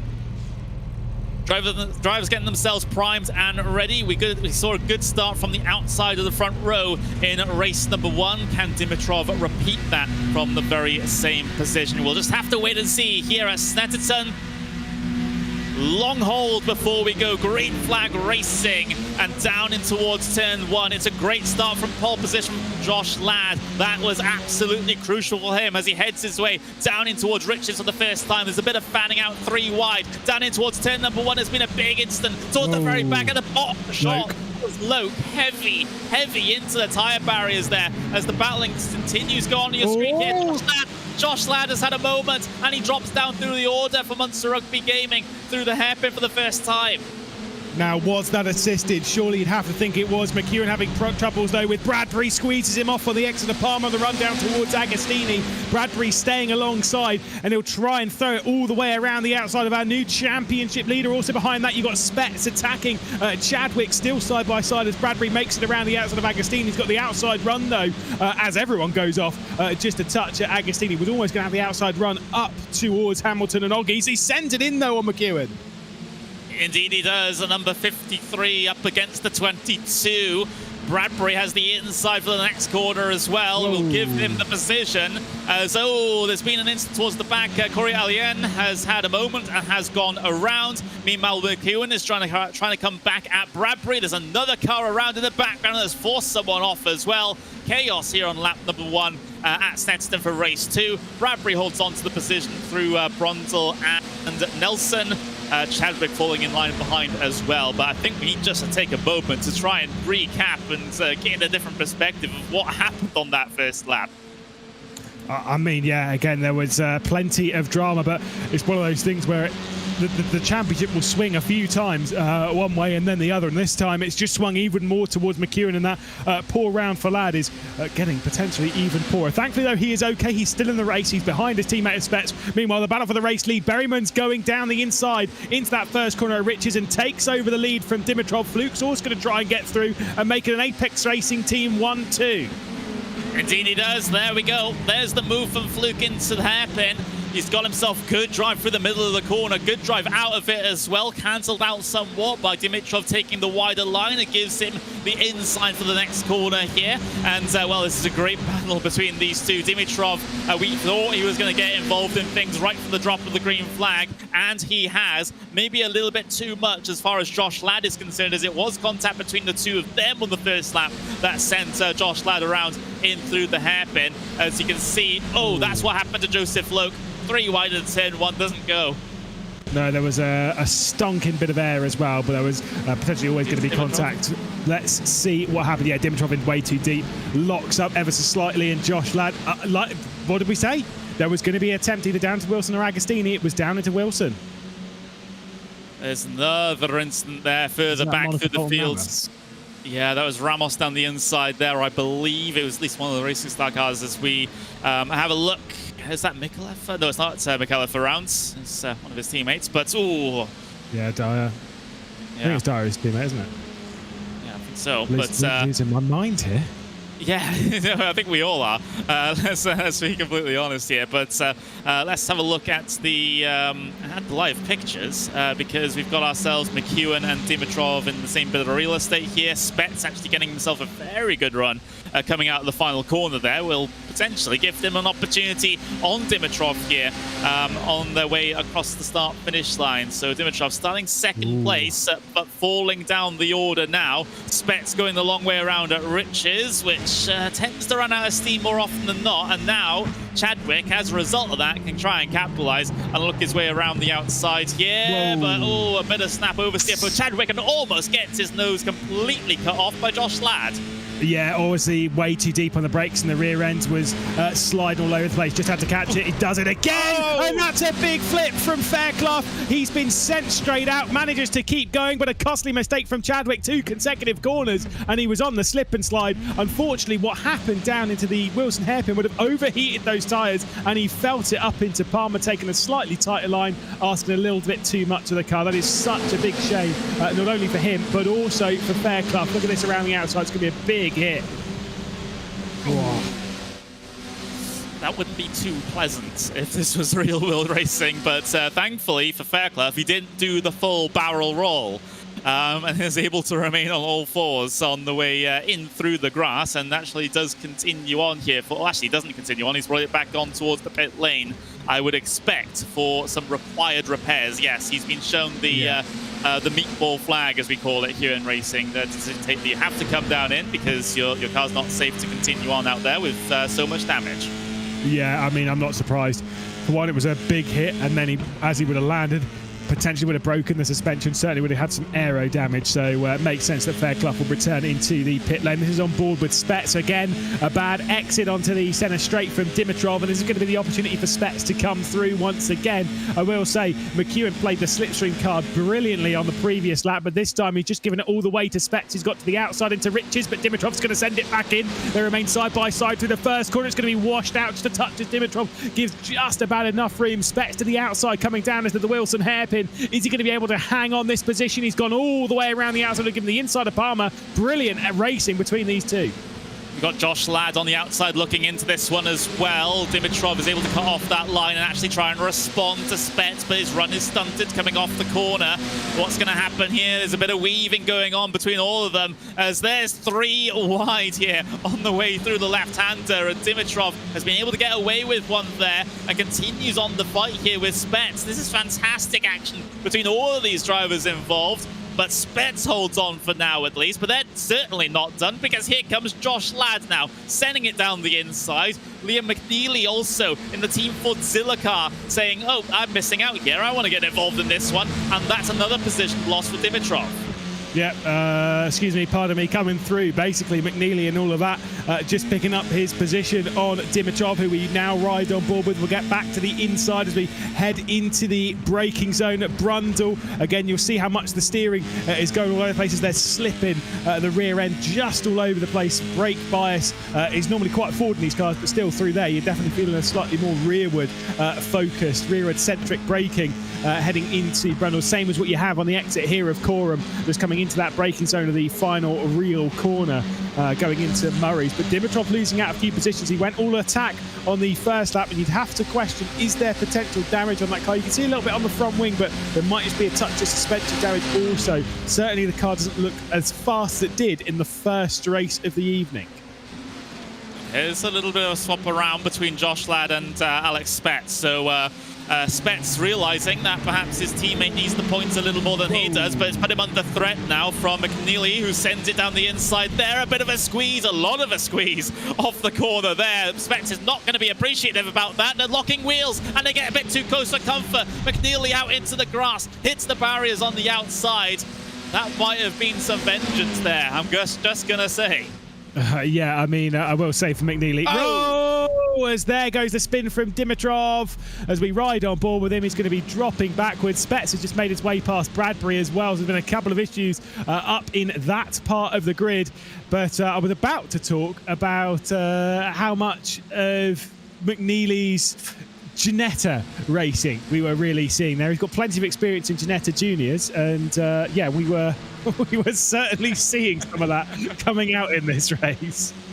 Yeah, well, I think it was more of a case, okay, you push me all the way wide through this corner. I'm not going to give you a lot of room to work with coming down the straight. It's an eye for an eye, but unfortunately, the second part of that phrase is it makes the whole world blind, and the stewards, of course, will be looking at all of these incidents after the event here. No penalties being dished out in the event, or at least don't tend to. But there's the squeak from the Team Fordzilla car. Here's the response from Spets. They're interlocked wheels at this point, so if there's any difference in the braking zone there between the two of them, their tyres are going to make contact, and one of them's going to get sent into the wall. I think Critchley's had a bit of an issue here because Deslandis is also around the outside at the final and onto the start-finish straight. 8th position will go the way of Deslandis, but I think Critchley might come straight through. He's got his teammate loaded as well, directly behind, so both inside the top 10, but looking for a little bit more. Deslandis has not looked the same pacey driver that we saw back in Alton Park. That will not help for Critchley getting over the rear end, going through the Wilson hairpin, giving a bit of front wing damage as well as just completely slowing the exit. Not ideal whatsoever, and loses the opportunity to potentially come back at this Landis here, so that the gap has grown somewhat between the two of them as a result. But Critchley has the benefit of having Pete Harrod, his teammate, behind him in that Team Sports Century sim racing outfit. So no threat really coming in from behind here for Critchley, so he can focus on trying to gather it all up and go chasing after the very quick driver of this Landis, though, who's a little bit out of position from where we're used to seeing him. But then again, this follows on from his qualifying performances as well, so it's a bit of a weird one for this Landis, this race meeting. Yeah, I mean, to be fair, say Alton Park, certainly not there. Snetterton is a very different style of racetrack to what most are used to, and it's kind of one of those ones that, unless you've been a part of something that's either been on the British Touring Car calendar or with British GT and whatnot, or doing something which is basically imitating that style in the sim racing world, this is not a circuit that you typically race. Now, I'm not speaking that Critchley, Harrod, a lot of none of those have. Deslandis, though, I'd genuinely be surprised if there was much experience with Deslandis around a circuit like this, because it's just kind of like, where does this circuit actually come up? For a lot of these drivers that haven't done that style of racing, it's not a circuit that just appears on your calendar. Georgi Dimitrov into the pit lane. The Bulgarians race looked so promising, at least when we saw the race down towards the first corner and potentially down to the second. Didn't really last much longer than that, though, when it comes to positivity. It's not. Well, definitely not alone in terms of having a very negative race so far in this one. We've got a handful of retirements as well. Liam McNeely, we've got Alien, we've got Fairclough, we've got Luke, we've got Ramos, all down on towards the pit lane, and yeah, not ideal whatsoever for any of those drivers involved in that one. But still got 18 minutes to go of this, so still lots of opportunity for more battles to happen, and potentially, if you look at things in a glass sort of half-empty situation, more chances for incidents and more chances for retirements. But here's Alexander Spets sitting very much in the slipstream of Ted Bradbury. Not going to do anything with it into Brundle this time around, of course, but Spets looking to try and break inside the top 5 here, following in his teammate's footsteps, I suppose, who's just a second or so down the road there. Yeah, I'm not sure what happened to Bradbury, because I'm pretty sure when I was checking earlier on, of course, we did see him going slow on the exit of Agostini when we had that spin from Dimitrov. But before that, he was in the fight between the 3 Apex racing team cars that are first, second and third, which, by the way, again, realising that and thinking, God, if I'm a Monster Rugby Gaming car right now, I am feeling pretty frustrated to see, oh, well, this race is actually going quite well. We're 4th and 6th at the moment. We've had a bit of issues, of course, for Lad. Who's first, second and third? Yeah, of course it is. It just had to be. And it is the 1-2 at the moment for the Apex Racing team. So when it comes to the team points, when it comes to that thing that we're really focused on in this championship, the team side of the competition, right now things are looking very good for the Apex Racing team. But I did say, we've got half of the championship left to go, just 2 rounds after this, though. Don't count them out. They are such an experienced team between Berryman and Fluke. They'll be right back in. Look at this, those Spets and Bradbury continuing on their fight. Although going back to the point, Monster Rugby Gaming, they'll be happy, well, at least that they're not well, they carried a buffer between themselves and the main Apex Racing team coming into this one. They were about 25 points ahead of them. That's going to be pretty much all swallowed up by the end of today. That is for certain. It's just a matter of how the mathematics works out for them. They might not really, at the end of the day, be losing all that much potentially to Apex Racing Academy, because it is Luke McEwen that's been doing all the heavy lifting for them over the 2 races that we've had, because this Landers has been sort of languishing down in the bottom end of the top 10, not scoring all that many points. So it might work out still not amazing, but still okay with them versus the Apex Academy cars. It's just the main Apex cars now are the big worry.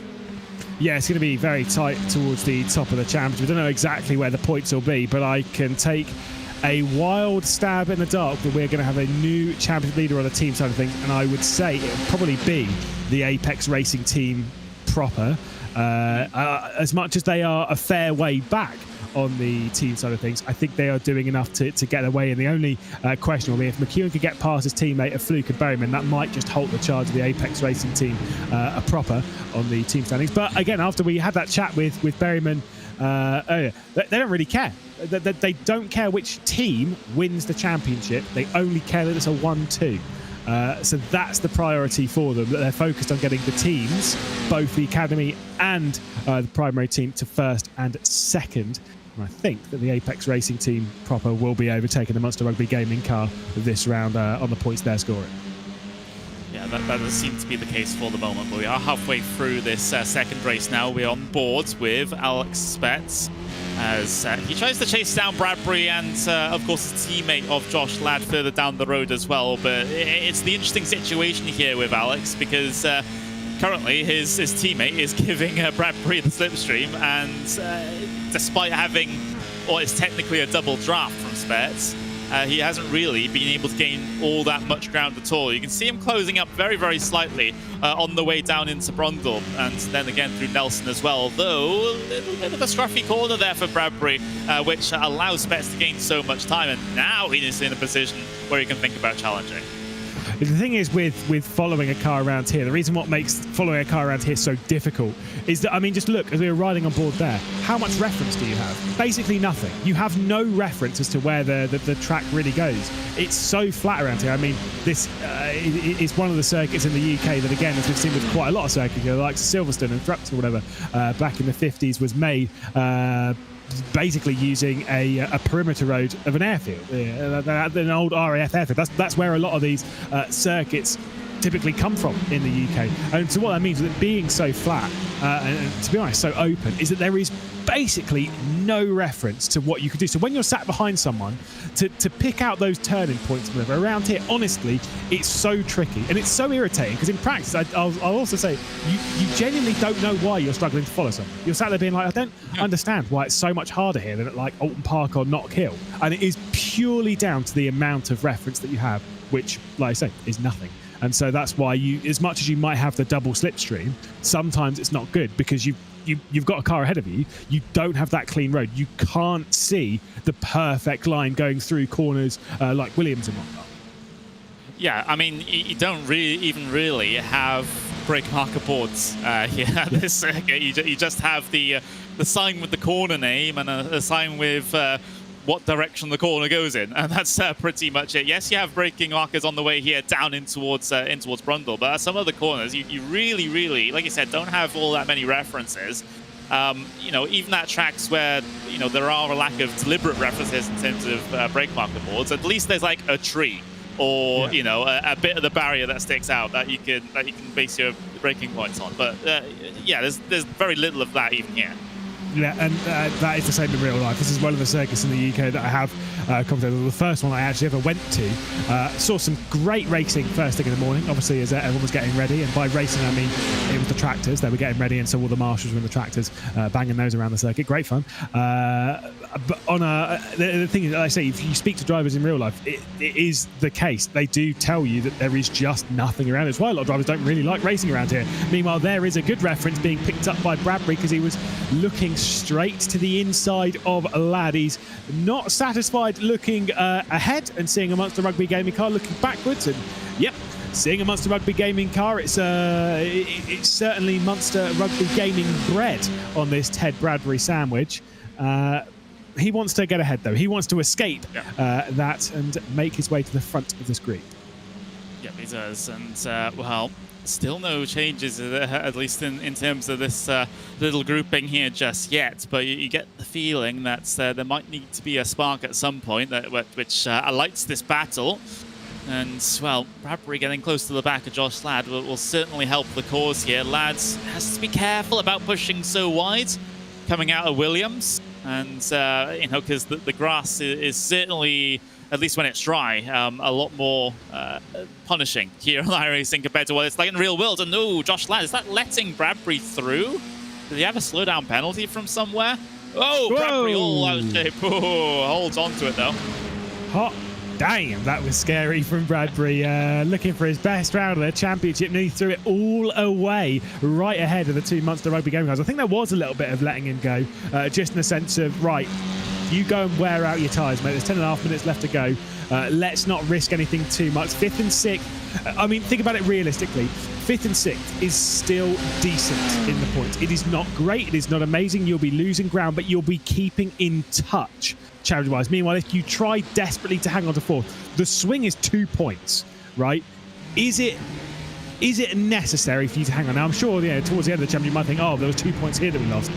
But there are other times where you look at it and be like, yeah, well, there was 25 here, and there was 15 there, and 20 there, and yeah, there'll be more points lost than the 2 just here. So if that is a potential just letting through to reduce the risk, very smart. Again, playing the long game championship-wise, whilst Jesper coming down to the meaty end of this championship, the pointy end, still a respectable attempt. Never mind. Whoa. Locking of the brakes from Ted Bradbury allows Ladd to get himself back through.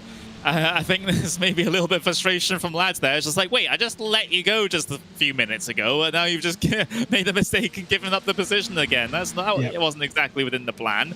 But through Williams now, let's see if the same sort of situation happens again between Josh Ladd and Bradbury. I get the feeling Ladd might not be so kind this time around, although heading to the inside, is this more of a defensive move from Ladd? I think it might be on the way in towards Brundle there, and sometimes these cars just look so sketchy on the turn-in. It's probably one of those ones of, I'm not going to fight you once, but yeah, you made a mistake, so yeah, okay, fine, this fight's on, good sir, as Ladd will hang on from Bradbury. I mean, I've been in Bradbury's boots where you are let through on a move and then you make a mistake immediately, and all you're sat there is thinking, oh my god, this guy must think that I am a total insert word here. You're going to be, yeah, right. You're going to feel terrible, and then you know that second attempt at going for the move, you know it's not going to be easy. You know they're going to fight, and so it's all like, right, I've had my easy attempt, I'm not going to get one again. So this time you've got to work for it, and this time he does to the inside of the Wilson hairpin with a bit of a send. Again, Ladd playing the longer game with that and just leaving the door open just a touch, as Bradbury will retake over 4th position and hopefully will last longer than 7 corners ahead. For him, so anyway. that YRDA Arden car back ahead of the 2 Munster Rugby Gaming cars. There's a battle going on elsewhere on circuit as well. There's Will Chadwick, Ethan Critchley, and Peter Harrod involved in well, further behind those group of cars that we were watching and actually continue to watch on the live pictures here, Bradbury, Ladd, and Spets. So there are still a few other places you can look at in terms of battles here. You also got potentially the race lead, but I doubt the Apex Racing team cars would be in too much of a mood to fight it amongst themselves, especially with what they've been saying in interviews and some such. So not expecting all that much to happen up there. But for here, for P4 and of course for P9 as well, then, well, potentially more action on the cars for these final 7 minutes. Oh, Bradbury, another mistake. Oh, no. He really doesn't want that P4, does he? It's about 7 corners again as well. Oh, dear. Ted Bradbury. I mean, it's an easy mistake to make, but absolutely clobbered the curb. And Josh Ladd will be sat there being like, mate, this kid can't drive right now. Of course, Bradbury can. I mean, no, Bradbury could definitely drive, but I'd understand why he'd be so frustrated behind it. Just turned in too early, going too aggressive, risking everything, smashing into that anti-cut. Car will be all right, but I'm pretty sure Bradbury's getting more and more frustrated in this race. Yeah, again, it could be one of those psychological things where he's just gotten himself stuck in a rut now, and with all those mistakes piling up on top of each other, the more mistakes you make, and well, the more mistakes that might happen a little bit further down the road because you got yourself into a bit of a bad mindset. But here's the front three cars. We've got 2 Apex Racing Team, 1 Apex Racing Academy, and you know, despite them being oh so close out there on circuit, like I said, I doubt there'll be any fighting going on between these three at the end of this race because it's a big team effort for Apex Racing Team. They don't want to ruin that and don't want to risk it by having their 2 or 3 drivers come together and gifting points away. So unfortunately, I wish I was wrong, but unfortunately, I think this is going to be a bit processional here at the very front until the end. No, I agree. I doubt there is anything that will happen there. They'll more than happily just take the 1, 2, and 3 again, whilst they are saying, you know, the drivers' focus, drivers' championship-wise, will be towards Luke McEwen, but realistically, they're not really too bothered about it. Ethan Critch. What's happened to Ethan Critch? Because he's further, like, he's been cycled further down the order. He must have had a moment out there on circuit to cause that. Here's a replay. Tracking out. Oh, he was starting to lose the car even before he got too wide. Yeah, I think that's where he was like trying to wrestle the car and rescue it. Went out too wide, but I will say, whilst the circuit's very flat, it certainly ain't when you go onto the grass. And yeah, went for a big old slide. I think there'll be 3 laps to go in this race based on where we're looking, with there being 5 minutes left. So there's still plenty of opportunities for a couple of switches in here. But like you say, whilst we've got that 1, 2, and 3, no change are going to happen there. We've got Lan and Spets here. I doubt there'll be any changes here unless there is a mistake, or Bradbury manages to close his way in, which means realistically the top 5, 6, 7 right now, take a picture of it because I'm pretty sure it might actually be the same as we cross the line. Sorry if that bores you, but that is realistically, when you're racing, you've got to think big picture. You've got to think the team game as well. Yeah, you absolutely do. And when it's a team-focused championship such as this one as well, where the Drivers' Championship is kind of secondary, as well, at least in terms of the prizes, then you can understand when situations like this arise where teammates don't want to pass each other necessarily. So that's just the situation. We're right on board with Alex Spets, who has his teammate Josh Ladd directly ahead of him.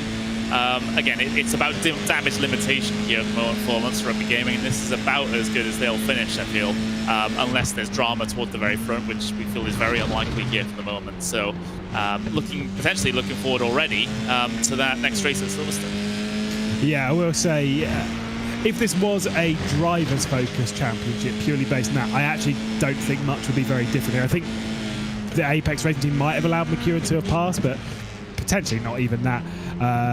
That would be the only real switch. The only real thing that would be different would be the amount of pressure building on the Monster Rugby Gaming team's shoulders. Alex Betts, you need to keep your eye on the road, not on your mirrors, good sir. I think Bradbury has had a spin in the final corner because he was right on the rear end of Spets. I think he had a half spin, and I think that's what distracted Spets because the gap is now over 2 seconds. Yeah, and now Bradbury has McAuliffe to be concerned about as well in the number 71 car, who, by the way, like, while we've been talking about other battles, Ryan McAuliffe, he's gained 13 spots on where he started.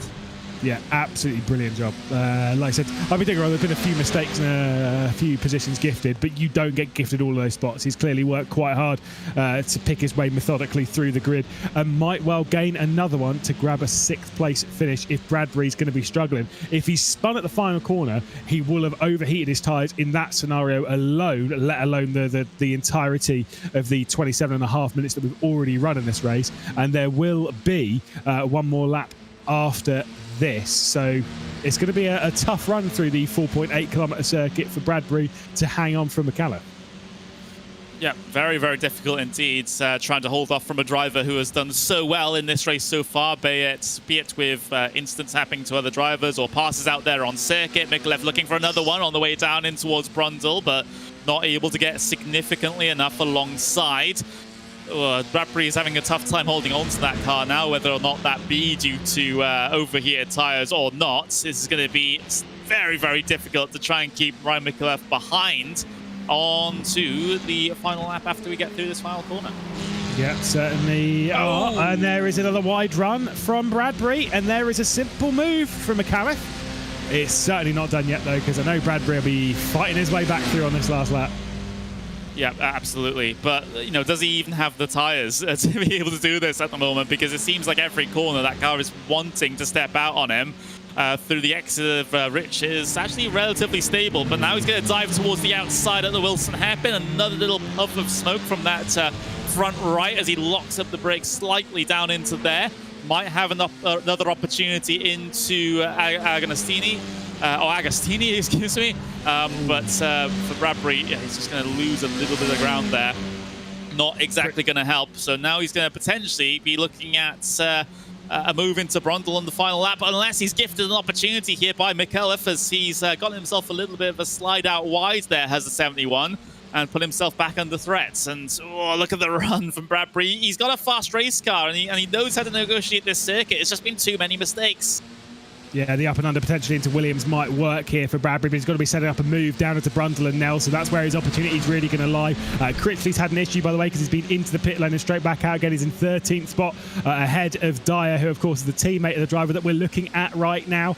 On that back straight, on the Bentley straight, I think he's going to be able to hang on for now, but Bradbury's going to go for it straight down the inside of Brundle. It's where he needed to do so. They're both scrambling for grip. Is this going to be the position switch? What a move! Oh, that's incredible there.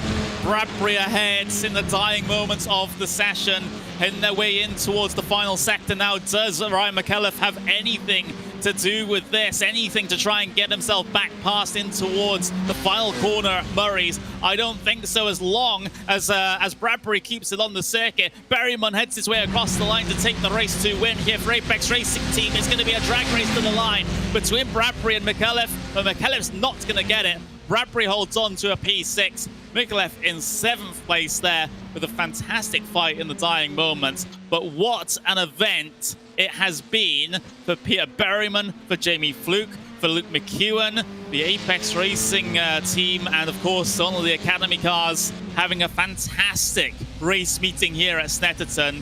Brilliant stuff indeed.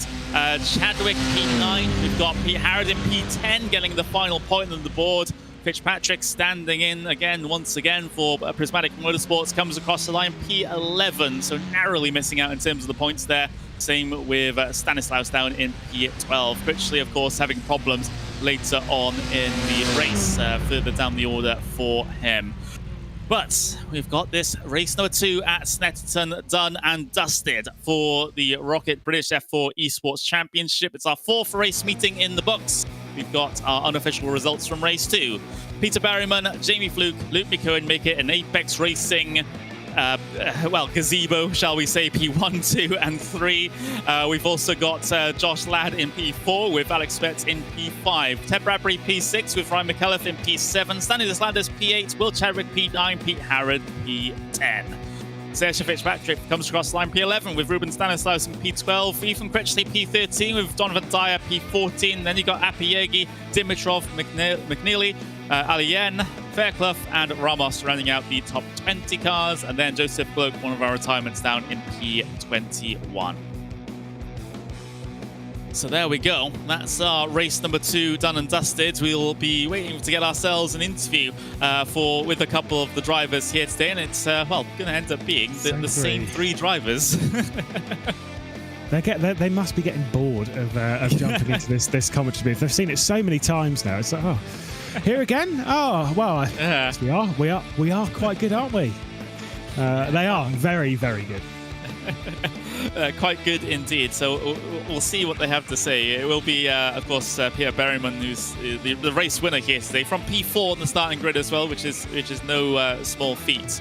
And of course, this race basically been handed somewhat to Apex due to the incident that we saw between Dimitrov and Lads on the first lap. You know, we talked about it right before the race, Lewis, that Dimitrov is going to go hell for leather and try and go for P1, and he did. It just ended up spinning Josh Ladd all the way out of the way. Like I say, some of those things, they tend to happen obviously in the first few laps. We see this time and time again when we go racing in this championship. Race 1, the first lap was pretty clean, particularly the first corner was clean. were we really expecting to have that 2 times in a row? Because I mean, I have seen these drivers race before. I wasn't banking on it. You're always going to get instances like that in the first corner, especially when you're trying to make it 3 wide. Let's be honest, when you do make it 3 wide like that into the first corner, not everyone knows that it's 3 wide. So do those on the outside, like wouldn't have known that it was 3 wide in that scenario. So that's just how it goes, and those are the risks you take in the first corner when you're taking the outside line or you're trying to make it that 3 wide action.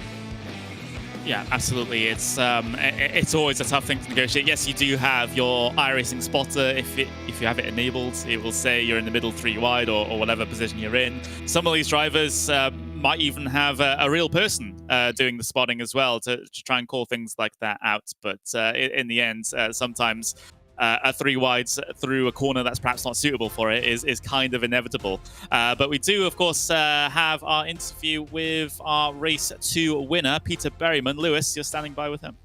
Certainly am. Doing one better than the previous race. Peter Berryman taking the victory. Now, once you got up to the race leader, everything from that point on was pretty calm. But for the first lap, I mean, it looked like it was pretty chaos out there. Of course, Dimitrov going down into the hairpin. Did you have a good view of that? Were you kind of thinking that maybe that he was going to come straight back on ahead of you? Was there any of those kind of fears, or was it all pretty calm and simple down to the hairpin on the first lap?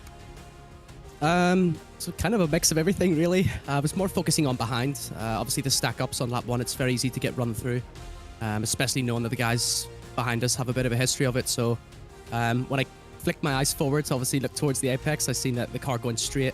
And then, in the nicest way possible, stay in my trunks, basically, when I seen the car coming back across towards me. I thought that was going to be it, but luckily that wasn't the case. And yeah, I mean, what a result for the guys. 1, 2, 3, both races. We just, again, managed the gap to the guys behind. So, some night for us.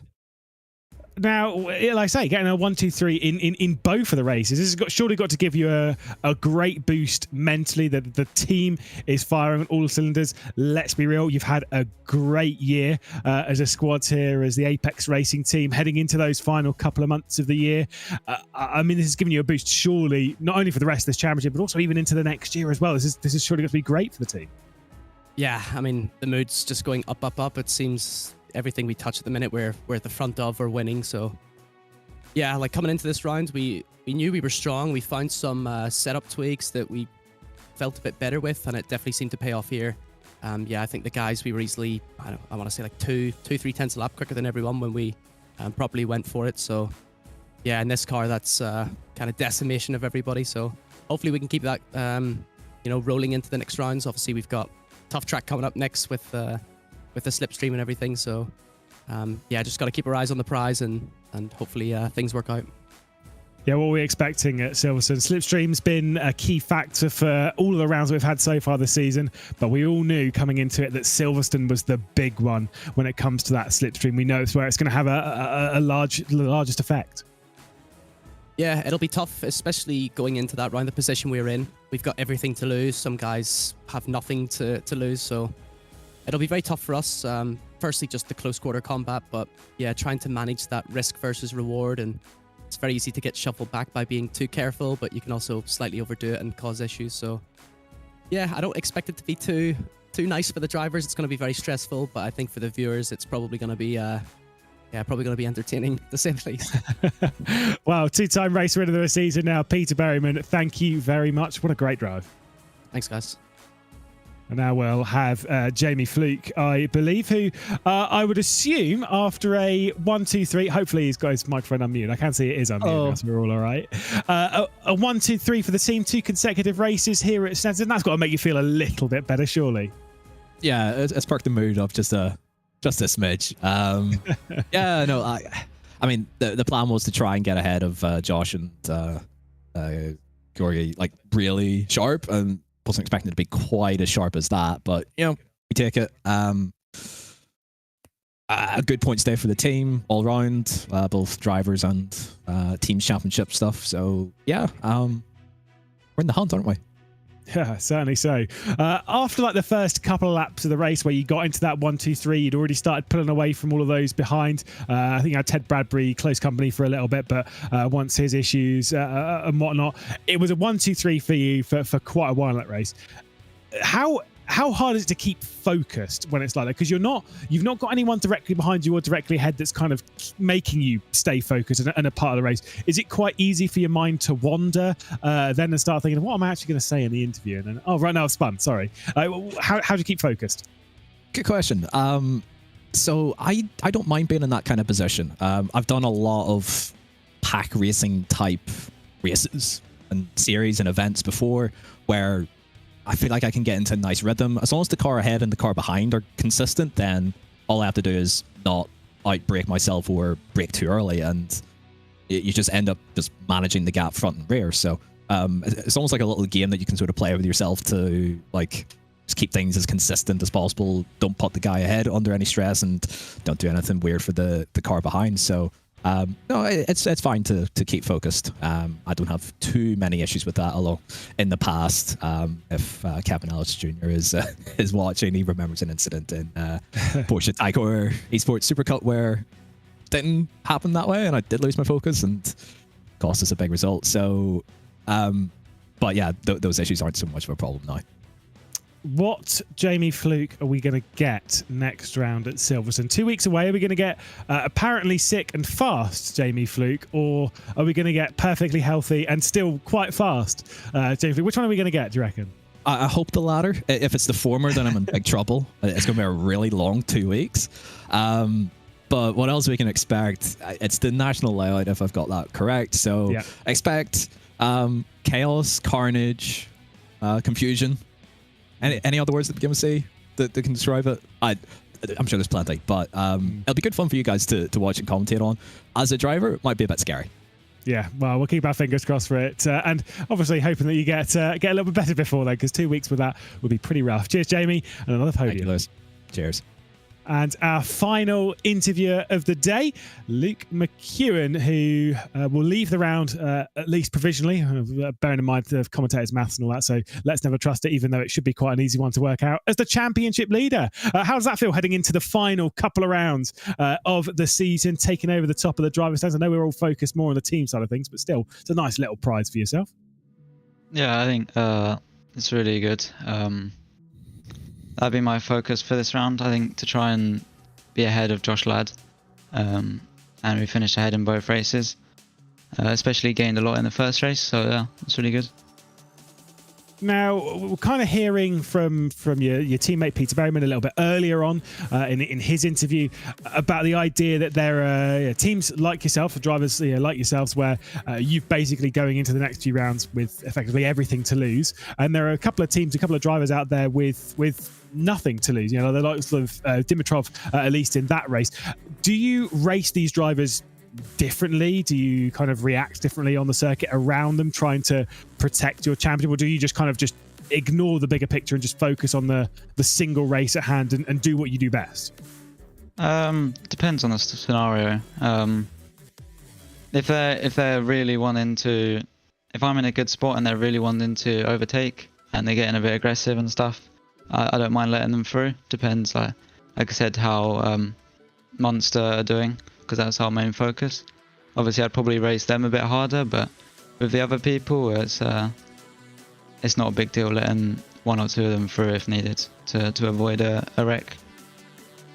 Wow, thank you very much. Again, go and have a great evening, because you've had a fantastic round. Another 1, 2, 3, another podium, and obviously a victory earlier on in the evening to perk you up into the final couple of rounds of championship. Luke McEwen, thank you so much. Cheers. And there we go. What a brilliant round of racing. Yeah, well, it's great to hear from the drivers once again as well. Apex Racing, both in their main team and their academy, on top of the world here at the moment as we finish things up here at Snetterton. But we will soon be heading to Silverstone for our penultimate race meeting of the championship. It feels like we're only 2 weeks into the championship. We're actually getting very quickly towards the end here already, which I guess is a very, very good sign when it comes to thinking about the quality of the racing that we've had here so far. It's been a whole bunch of fun, hasn't it, Lewis? And, well, Silverstone's only going to get better. Oh, yeah. I mean, it's going to be a great race. Such an open racetrack. They've been talking about the slipstream.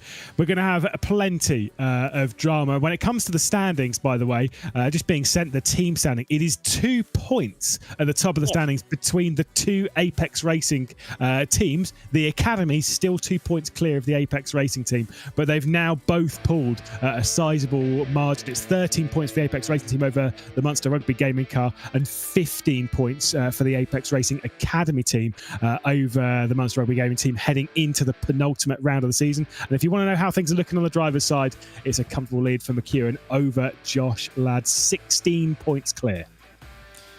Yeah, but despite the fantastic day for Apex, they're still not comfortably clear as far as the Teams Championship is concerned. Another good event for Munster Rugby Gaming, where they get a 1-2 like they did in the at Donington Park just all those rounds ago. Then they're certainly right back on the map. But from here at Snetterton, for our 4th race meeting of the ROKiT British F4 Esports Championship, we will indeed have to bring it to a close. Thank you very much to Motorsport UK for organising this championship, and to the series title sponsors ROKiT, our major sponsor Simucube, and of course Base Performance Simulators, VRRC and World Sim Racing for their immense support over the course of this championship. We only have 2 race meetings to go in the ROKiT British F4 Esports Championship. The championships may start to be decided, or at least we'll have a little bit of a better idea of what's going to happen at Silverstone next time out. Bye-bye.